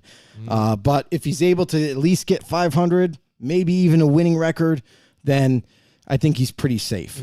I'm sorry I had to go off track and just bring that up a little bit, just because I think after this one, it's going to be a tight one, but I'm still going to take Philadelphia on this one here over Washington. But if they are able to compete in a game like this, it could change the balance of some of that. Yeah, and we've talked about the Eagles earlier in the show and everything, so we don't have to go too far into it. It's like this is a team you're supposed to beat. Really honestly. Like, this is a divisional opponent. You're expected to beat this team. You need to beat this team and continue in the win column. For Washington, time to play spoiler. Try to play spoiler, because listen, they kept that game close last time. And Washington was, man, they might have pulled off a shocking win, if they didn't make a couple mistakes towards the end. Can they do it this time? Let's see. At home, that would be interesting to see that happen. And Ron Rivera could always hang his hat on that one. Be like, hey, but I beat Philly. So, but that all said, I'm still going to go with the Eagles going into Washington and getting another W. There you go. We got Mike Tackett ringing in the comments. Then it made a noise. Football in the Know with Jim and Joe. That's right. Yeah, soundbite is longer than I remember it. I just figured we'd try it one of these times. Oh, God. Okay, so Mike Tackett says, now that Madden has had a few updates, I'm thinking about giving the demo a try. Thoughts on this year's roster update? I mean, new game. I don't play Madden. So, Joe, have you played Mike Tackett, I've been on strike against Madden, so I have no idea about Madden or anything, what they've been able to change. I've been so disappointed in that franchise at this point that I don't even give a shit about it. I'm ready for these other companies like TK, or 2K, and the one that you're working with. I forgot, Mike. What was the game that Doug Flutie game? But Yeah. I don't think they took Doug Flutie's name off it. It's Maximum Football, Maximum right? Football? Maximum Yeah. Football. Mike Tech, give us an update on that. Actually, like how's that going and everything? Because that's what I'm more interested in. That I'm really excited for those games right now. Yeah. Yeah, I gave up on Madden a while ago, too, as well. So I couldn't tell you. Listen, if they didn't screw up, well, they screwed up a They lot of screwed up a things. lot of But things, my I know. thing is like for us, right? Yeah. When we would create a franchise, right? And They like we would avoided do, franchise mode, basically, yeah, the last couple of yeah, years. they did away with it. Yeah, When they Didn't do had any that updates available for it. and they had the drafting, like to be able to scout players and stuff, when they had that whole thing where you could find out their skills, you could find out little brief descriptions about them, and then projected round and all that, based on how long you scouted the player, gave you a lot better information to draft them. When they did away with all that, now you got to unlock individual crap with fake currency and stuff, and they made it so complicated, and it's not fun anymore. So that's kind of, they're missing out a lot in that realm. All right, next we've got the Houston Texans and the Carolina Panthers. Carolina Panthers struggling again, but we didn't expect a whole lot from them. Houston playing a lot better, but who knows? This could be that weird trap game that they cannot pull it off here with Carolina. Either way, that being said, I like what Houston's doing. I'm going to roll with the Texans on this one. We have an update. Mike Tackett said Yikes. online game beta is underway. Franchise beta was last week. Game is getting better with every beta.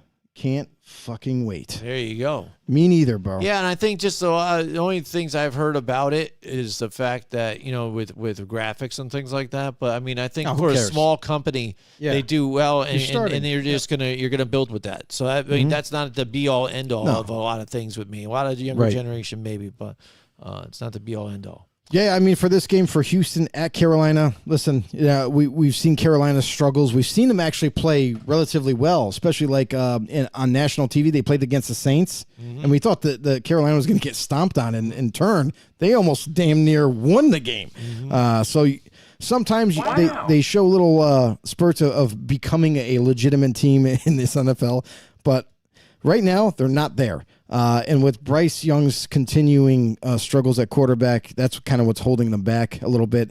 Houston, they don't have that same problem. C.J. Stroud, as a rookie, is really came on strong and is showing that he doesn't even look like a rookie right now. Distributing the football, making smart decisions, that's kind of what's helping this team grow. And Houston's defense is much better than I thought it was going to be. So I'm going with Houston. All right, here we go. Cleveland, Next up, we got at Seattle. Seattle. Go ahead, Joe. Why don't you take this one? Yeah, Why not? I think I Roll with may. The Cleveland Browns, stellar defense. Seattle has another really good defense built. This could be the game of the week, actually. I really like this game. This is going to be a very, very close game. I feel like I don't it's. think this could be the game of the week, dude. You don't That's think so? No. Why? It might be a closer game, but I don't know. Geno Smith and P.J. Walker square up against two good defenses, though. I don't know. It's going to be tight, I think. Both those teams overall, I'm not looking at just I'm saying quarterbacks. Game of the week, though. I mean, I think that's a good game. What are you talking about? So, Cleveland Browns. Holy shit. Seattle Hold on. Seahawks. Before you get into it, Mike What? just dropped a huge novel. Oh, Is here it we Mike? go. And then Mike Tech. There you Mike Tackett here, my old teammates and current Rams special teams coordinator, Chase Blackburn. go. Man, name drops. Who- Boom, yeah, bang, bang. Just hit him. Who used to play under Love Chase Rivera Blackburn. in Carolina before he was the special teams coordinator there, too, said Rivera is definitely an old school players coach and rewards hard work and definitely prefers to promote from within. Can't blame him for the mess in Carolina.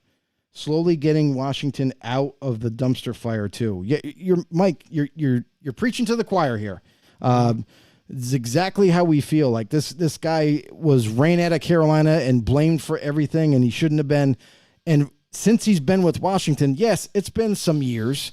It's been a few years, but this team was the laughing stock of the NFL at one point. And now when you say, oh, well, so-and-so's facing Washington, it's not like, oh, well, that's easy. They're going to get washed.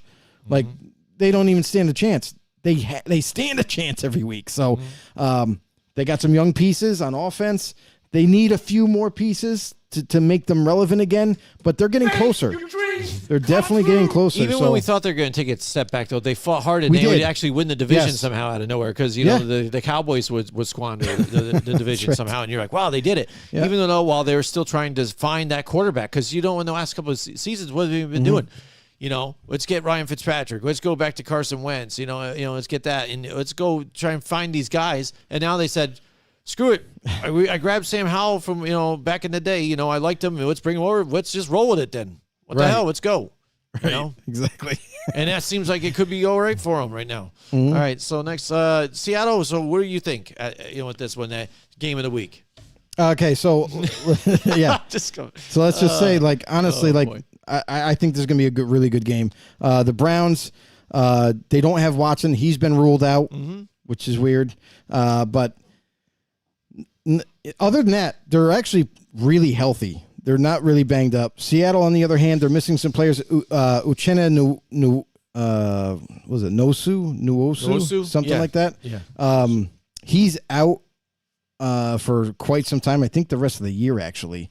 And what did they do? This is we debated this last week about how teams always say they're going to improve the roster whenever they need to.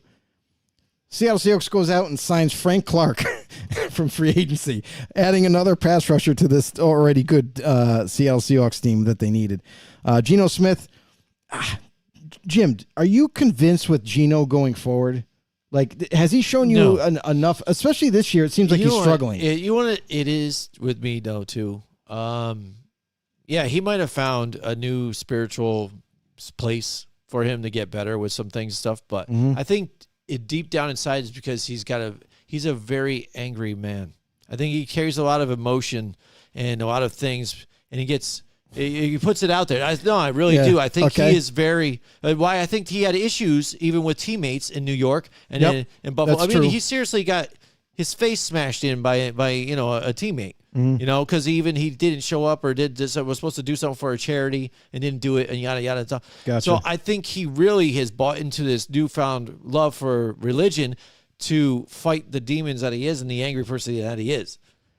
I think this season now, with some of the turmoil that they've been going through, or even just struggles, it's still tighter for them. They've been doing well last season, but some of these other ones, you see that fire kind of coming back out of them a little bit. And I'm wondering if it's an internal struggle for him at this point, if things get tight, you know, and really tougher for them. Because I'm not exactly sold. I think last year was a nice thing and looked good for him. It was a great story. Geno Smith might just turn out being just that same old Geno Smith, but good enough backup, but not enough to get you to where you want to go. I mean, you know what I'm saying? Yeah, I went further into that whole thing, but I don't know. I'll say this. Last season, great story, like you mentioned, comeback player of the year, and rightfully so. This season, it only gets tougher as a starting quarterback going forward in your years. Teams are figuring out Geno Smith, just like we talk about Jalen Hurts and how his lack of production as a quarterback versus last year. I feel like the same thing is being applied to Geno Smith, is that teams figured out his weaknesses. Teams are figuring out how to play him, how to disrupt him. And now it's time for Geno Smith to counteract, got to adjust. And that's what I think that's the part of his game that hasn't evolved. That he just hasn't been able to bring that out. Seattle, early on this year, big time struggling offense. They just had a hard time scoring points. And obviously, like, you could say, well, they weren't completely healthy. They were missing tackles, this, that, and the other thing. But still, you got to make it happen. This game, in your own house, this is a game that you have to win. If you've been the starter, you've had some success, limited success at the position. You're starting as an offense. You're starting to figure some things out the last couple of weeks where they look a little bit better and a little bit more like last season. You got to continue to do it. You need consistency. Looks like, DJ Metcalf was out last week. He's coming back this week. and both teams seem to be pretty healthy across the board. So I'm going to go with Seattle at home. All right. Yeah, I was trying to. You okay? Yeah, I was trying to fool people and think I glitched out and you were still talking somehow like we had a thing. That doesn't make sense, but okay. I don't know. But I had already made up my mind already with this one. I'm going with the Seattle Seahawks on this one. All right. Next up, Mike Tackett, I think, has a comment here. There he does. As quick as Caleb Williams' stock is dropping, he could be there at 25 for Seattle if they elect to not re-sign him. Gino, he's talking about. Yeah, I mean, it's possible. What can you say? But here's the thing is, like, even though his stock is dropping based off of his tremendous success last season as a college quarterback, this is the NFL, as you know, Mike. It's a different breed. So if you're struggling right now in college and you're not at least continuing your success from a year ago, that doesn't look good. And you're dropping down. But there's a lot of draft experts, I guess you call them, or guys that have followed college and follow certain players all the way through their careers until the draft comes, that they're all saying that they're not changing their minds on him right now. They're saying Caleb Williams, yeah, he's not as good as he was last year, and this, that, and the other thing, and making some bad decisions. But they still crown him as the number one quarterback coming out. Now, is that just the hype talking that's continuing to go on about him, or is it just their ignorance to change their minds about this quarterback? So Caleb, in my eyes, I don't think he's the number one overall quarterback. I've seen enough this year to where he struggles week in and week out, creating turnovers, uncharacteristic of him from last season, but it is what it is. Some guys get better with pressure, and maybe that's what it is now that the pressure's on him to be this best quarterback coming out, and he's faltering. And then you have other guys like Michael Penix Jr. that's rising, and now he's starting to be the talk of the town. So, Drake May, another one, so there's guys out there, but I would say this. I mean, Seattle Seahawks going to do what Seattle does. They usually take the best player available as it is. If it happens to be quarterback at 25 right now, currently where they're at, so be it. But we're only halfway through the year, guys. So we still have to wait to see what their record ends up being in the second half. Yeah, and Seattle, I think, has always drafted really well, too. So I think I'll be pleased with whatever they do and when they do it. And when I think they might be out of it, they still find a way to get it done. And not to mention, they're one of their front office is one of the better organizations to find talent out of thin air. Like undrafted free agents, guys that you just never even paid attention to, and all of a sudden they make them into starters. So there you go. All right, so next we've got the Kansas City Chiefs and the Denver Broncos here, a divisional game here in Denver. I'm going to go out on a limb here. Yeah. I'm going to go Kansas City, everybody. I know it's shocking. I know it's shocking. Jim mentioned earlier in the show, if you missed it, Jim mentioned earlier in the show about the Chiefs and how their offense is not being talked about very highly around media. Too. I mean, they're the team altogether, and that they're doing it differently, but they're still one of the better teams out there. So, and they're playing one of the worst teams in Denver, a team that can't get it together. And watch, this is the week that they end up upsetting a team. Would be kind of funny. Right. But Denver Broncos, I just don't think they have enough. And they got rid of some of their defensive talent. So, Kansas City should have this one easy. Suspended, too. So that would be part of it. So I'm going to go with the Kansas City Chiefs on this one, too, as well. And prop bet, as you see, Taylor Swift probably 5 times. All right, Baltimore Ravens and the Arizona Cardinals here.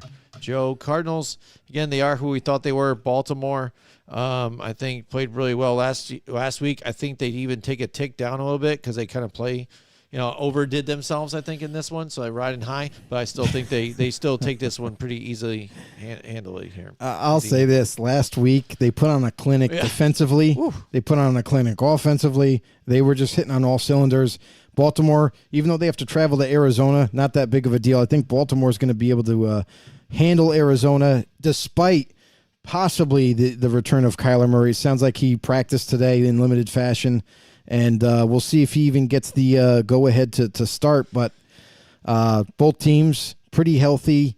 Roquan Smith and Marcus Williams are the only ones that might be in jeopardy of missing the game. But even that being said, I'm going to go with the Ravens. All right, next we got the Cincinnati Bengals and San Francisco 49ers. This What do we do? is the game of the week, Joe. What do It's gotta we be. do? Because there's not a lot of good games even. There's some tighter ones, I guess, but if you want to look at some of this elite talent, I guess, or whatever you want to look at, I mean, this is probably the game of the afternoon to watch. The Cincinnati Bengals, they're trending upwards again, but still, Joe Burrow getting a lot of pressure there. In San Francisco 49ers now, it depends, and if Brock Purdy can get out of the concussion protocol by then, because that's a different thing. So if he's not able to play, that's then I'm not going San Francisco. But San Francisco at home, they've been doing very well again in winning still, and they're just a whole different animal. Plus, Deebo Samuel probably set to come back by that one. Deebo so as that'd of be nice. Deebo as of today did not practice. Okay. So he's still in jeopardy of missing this game. Trent Williams did not practice either. He's out. That's even though big key that both they of did these for the last game guys too as well. missed last week as well. So it could change as the week goes on. Like we're picking in the middle of the week right now, so we don't really have any indicators. Tomorrow, both these guys could be limited participants in Friday and then be ready to play. So Christian McCaffrey, I know he had there's been some concern with his oblique injury that he sustained a few weeks ago, but practiced in full today, pretty healthy. Brock Purdy, like you mentioned, that's really going to be the indicator of how well this offense is going to go. Defensively, no question, they're going to be ready to go, and they're going to be after Joe Burrow and the Bengals. Cincinnati, Joe Mixon's in jeopardy of missing another week. Don't know if he's going to be available or not, and that's going to be a big deal, I think, for Cincinnati. They need Joe in the backfield running the rock and to kind of help this offense keep moving and motoring forward. Bengals defense, I gotta say, I know that we've said that they are a good defense, but I feel like they're one of these defenses in the league that kind of go overlooked a little bit. Definitely playing better than obviously what their record is right now. But let's see if Cincinnati can kind of keep things going. Brock Purdy, I'm going to bet on Brock Purdy being a go. And if he's not, then so be it. But I'm going San Fran at home. Yeah, this is going to tight one. I think, again, the fact that Joe Mixon isn't there is a big difference for Cincinnati, bigger than San Francisco not having like a Trent Williams and things. I got to say, the next game might be the game of the turds. The game of the turds, the toilet bowl. Yeah. Now, this is a game that Detroit is at home, and they should come away with this victory because Las Vegas. Oh, you mean Chicago and Chargers? Oh, yeah. Whoops, I skipped over that one. Oh, okay. I thought you were just meaning about the other kind of turd, but I guess that wasn't really a turd either. Chicago, Chargers. What about that kid? Tyson Bagent? Is he going to play in this game too as well? I mean, that's what a story. I think Justin Fields is going to be due to come back. What a game for those guys. That really surprised me. Those to Chicago. That was probably one of the biggest ones for me, man. Well, the amount of points they put up, though. I mean, I can imagine them winning. Did not surprise me. But with a D2 quarterback starting, Joe, that didn't surprise you that what they were doing against the Raiders? No. Well, because I know, and you like to dog your own team. No, it's not that I like. It's not that I like to dog my own team. No, I'm realistic. Like if you can shut down Max Crosby on against the Raiders, your offense is going to be just fine. Like they don't have any other like big time playmakers on defense. It's that simple. Chargers for this game. Then let's just get to it. I think Chargers should be able to get it, but they've surprised me a bunch of times and let me down. Justin Herbert, I hope he can just get it together here. It seems like since he had that injury on his other hand, non-throwing hand, his accuracy's been off and just, I don't know, making stupid decisions. He's got to get his shit together and pull out some of these wins that you should have. That's the thing, is they're losing games that they should win, so when it comes to these tough competitive ones, they can't get out of their own way. So then that's why they are sitting where they are here at 2-4. Yeah, I mean, this game, I have no idea what to pick, to be honest. Both these teams, like Chicago, they came out with a Division II quarterback and still won a game. And then, for the Chargers, what are they anymore? Like, they are it almost looks like they are the most complete team in terms of personnel that sucks. Like you look at their roster and you're like, that's a pretty good team. They got a good offensive line. They got a good defense overall and everything, but they don't play like it. They just don't play like it. And it's got to make a lot of Charger fans out there nuts because you got to look at it and be like, well, we got this player here. We got that player there. We got Joe. We got all these players that are more than capable of winning football games.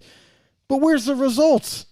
Right. You got to start pointing the finger at maybe coaching staff at this Yeah, point. maybe it's weird in a different light. Like I was pointing at Brandon Staley before different decisions on the field that he made, especially with how it likes to go for a fourth down. He isn't doing that this much and stuff. But if you want to talk about preparation and getting the team ready and keeping them motivated to keep into this, because a lot of times it's his defense has been giving up the plays at the end of the game that finally ended up for him, but the offense is sputtering now. It's something the difference for me, at least the difference this year, is the fact that Kellen Moore in that offense, just something's not matching up there. No, not at all for me. To me, it's Brandon Staley and him calling defense. I don't think That's so. that I've seen him his defense has been giving up a lot of yards, and you're the defensive coordinator. When you need your defense to go out there one last shot and to shut it down, it seems like they're struggling with that.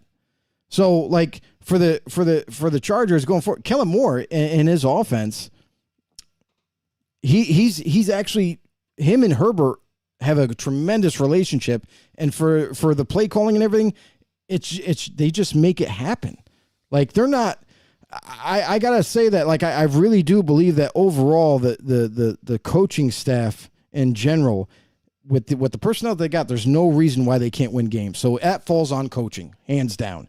It's not just personnel. It's now at this point, you have a solid enough team where you should be winning games more than not, and it's not happening. So Chicago, they're a team that they're lost. Like Justin Fields right now, we really don't know if he's going to play or not. I mean, I would give the Bears a shot to win if Fields is playing, but with that, with the uncertainty there for Chicago, I got to roll with the Chargers in Chicago because it's going to feel like that. Yeah, really. Let's see. That would be the funny thing if there really is more Bears fans. Oh, there is. It's a guarantee. Yeah, if you look at it too, you look defensively too, worst in the league in first downs, giving up the first down, and second to last in yardage, complete yardage here, and worst against the pass. So that would make sense here too, and that's kind of what we talked about even too. And when they're in tight games and they're scoring and keeping close, the defense will give it up right at the end and end up not making it. Mike Taggart said Chargers were the same team with LT and Rivers too. Yeah, I mean they had talent then. Yeah. I feel like not exactly the same. No. They were more complete roster now versus I just then. think they got beat by other elite teams. Again, in an era where you had Peyton Manning and Tom Brady again, where you had to fight in the playoffs every single season. You know what I mean? That's tough to overcome every time. You know what I'm saying? Yeah. Which I guess we could kind of try and parallel it with a Justin Herbert and those guys. But I feel Justin Herbert hasn't gotten to those levels. Like we'll say even the Herbert Chiefs rivalry is big, or not the Bengals Chiefs rivalry in Joe Burrow is bigger than a Justin Herbert Patrick Mahomes rivalry. You know what I'm saying? Yeah, sure. They're not on the same level still. No, they're not that at little all. brother that has tried to get there and just can't. And I think the Chargers have been able to take their division. Not Chiefs been a part of that, you know what I mean? Been able to take their division, and then when they get to the playoffs, with LT and Phillip Rivers, they meet a Peyton Manning who is that a division winner, and then another division winner with Tom Brady. Yeah, and not for nothing, but we gotta just call out Justin Herbert himself. That's I'm Like saying. Herbert's play on the football field sometimes he looks like the Herbert when they drafted him to be. But then there's other times when he makes a bonehead, either a mistake or it's just flat out execution. It's not getting the ball to the receiver in the right spot. Or it's choosing to throw to someone else when he should have just taken the check down to Eckler. So there's some miscues that Herbert is doing himself that he deserves a little of the blame too. That's why he will never get the full Subway endorsement. He's got to be behind Patrick Mahomes on that one. Nope. He's like nipping at his heels. Yeah. Say, can I be part of it at least? Yeah. And then, just not being able to He can be the Subway get the deal MVP done. all he wants. He'll never be the league MVP. All right, next up, finally did a game I was trying to jump to in Monday Night That's Football. right. Fast forward. Here we go. Detroit and Las Vegas here. Again, Detroit is a game they should win at home. The place is going to be rocking. Vegas, Joe is again bashing his team, and they should be. They're not very good. You know what I mean? And like you said, an easy way to stop is trying to stop Max Crosby. So basically, max protect here for Jared Goff, get the running game going, and then that's it. Detroit should win this game. It's not bashing your team if it's true. Yeah, no, I hear you. So it's like what I've been doing with my team because a lot of truth behind what I'm I just say with my I'm team, just too. stating You just know your facts. team. That's all. I'm stating facts about this team. A lot of other people out there might be like, talking like all kinds of craziness about their team. Like there's Charger fans out there that think they're the greatest, and I just don't get it.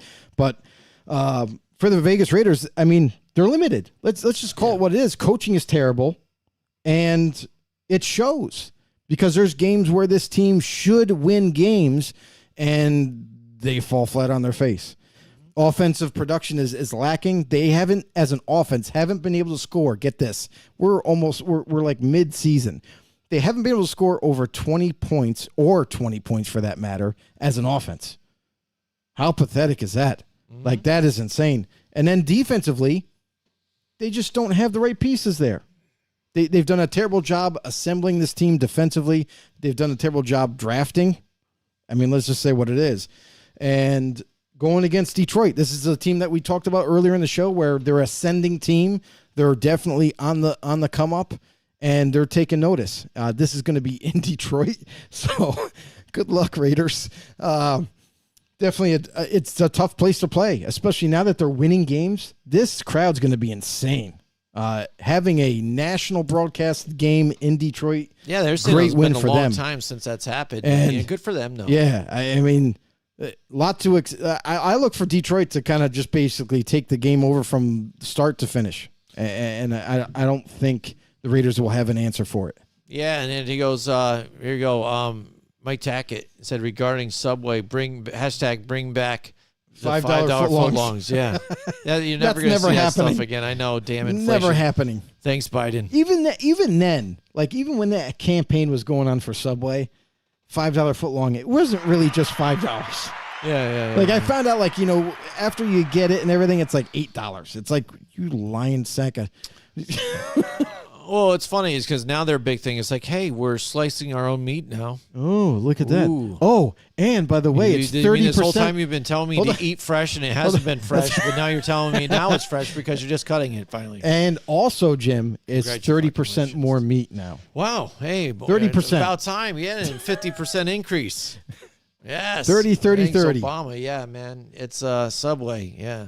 I haven't eaten Subway in a very Eat long shit. time either, Don't want Joe. to. Listen, Jim, I'm going to tell you this story. This past week, Absolutely. I was hungry, right? Yeah. I had to stop somewhere. I stopped at a Love's gas station. Loves. Holy moly. Yes, And- the truck stop and stuff. I like yeah, it. Was right? it the one Plenty right there of in the food Mass there Pike? and everything. Yeah. Yeah, I like that So one. I went in there and I'm like, what do I want? I'm looking around at some of the stuff that Love's has, Yes. and I'm like, I don't want a hot dog. I want Yeah, something. yep. So then I'm like, Subway's right across the way, and I'm like, so I walk right over to Subway, and I'm like, I haven't had Subway in years, bro. Yeah. Years. Yeah. And I'm like, screw it. I'm just gonna get something. I got a wrap instead of a sub, and Yep. I ordered it and everything, and it looked good, right? They're putting the stuff on there and everything. I go back to the work truck. I open it up, take it out, take one bite, and I'm like, this is why I don't go to Subway. Like, it's the same crap. Like, it didn't get any better. It's just it's crap. Yeah. It's just not good. Mm-hmm. Like, I really would much rather go to a deli somewhere Yes. that has Find that real local good stuff. deli is the way to But go. if you're ever wondering if Subway changed, it didn't. It's the same. Still the same. Still the same. Absolutely. And we're still the same even, too, after all these years. 6 years now, Joe, we've been doing this. And along with all of our know-it-alls That's right. out there, we definitely thank you guys for joining us Yes. tonight. Yes. Absolutely. Yeah. And happy Halloween, everybody. We're doing our Halloween show again. We're all dressed up a little bit here. And, yeah, absolutely, Joe. It's going to be another crazy week. We thank you so much, everybody, for joining along Definitely. with us. Thank you. Real quick, thanks, everybody. Thanks all our sponsors out there. Thanks to Raise. I mean, they've been pretty amazing so far, giving us discount Raise, and everything. man. Good stuff. It's opened my doors to my life. You know what I'm saying? Keeps me flying without the crash. Yeah. You know? Yeah. I mean, all this other time, I'm in a Monster guy and things like that and stuff. Right. And Rays tastes good. There's not the sugar. You don't have all those crazy dyes and stuff. And I feel good after, and I can feel the energy, and not so much where I'm jittery. I just all of a sudden I'm aware. And the other thing that I like about it is it's not like traditional energy drinks, because they also have like amino acids in it, vitamins in it. Like, it's pretty darn good stuff. So. And I bought the Rays cakes, Joe. I am a big fan of the Rays cakes are so good, right? Yeah, they are. I got the chocolate lava cake or whatever. If you want to get some more products, go head over to repsports.com and enter our promo code Raise 'em Up. Listen, Yeah, we're talking there you about go. these Raise cakes, these Raise energy drinks. We highly recommend them. We use them ourselves.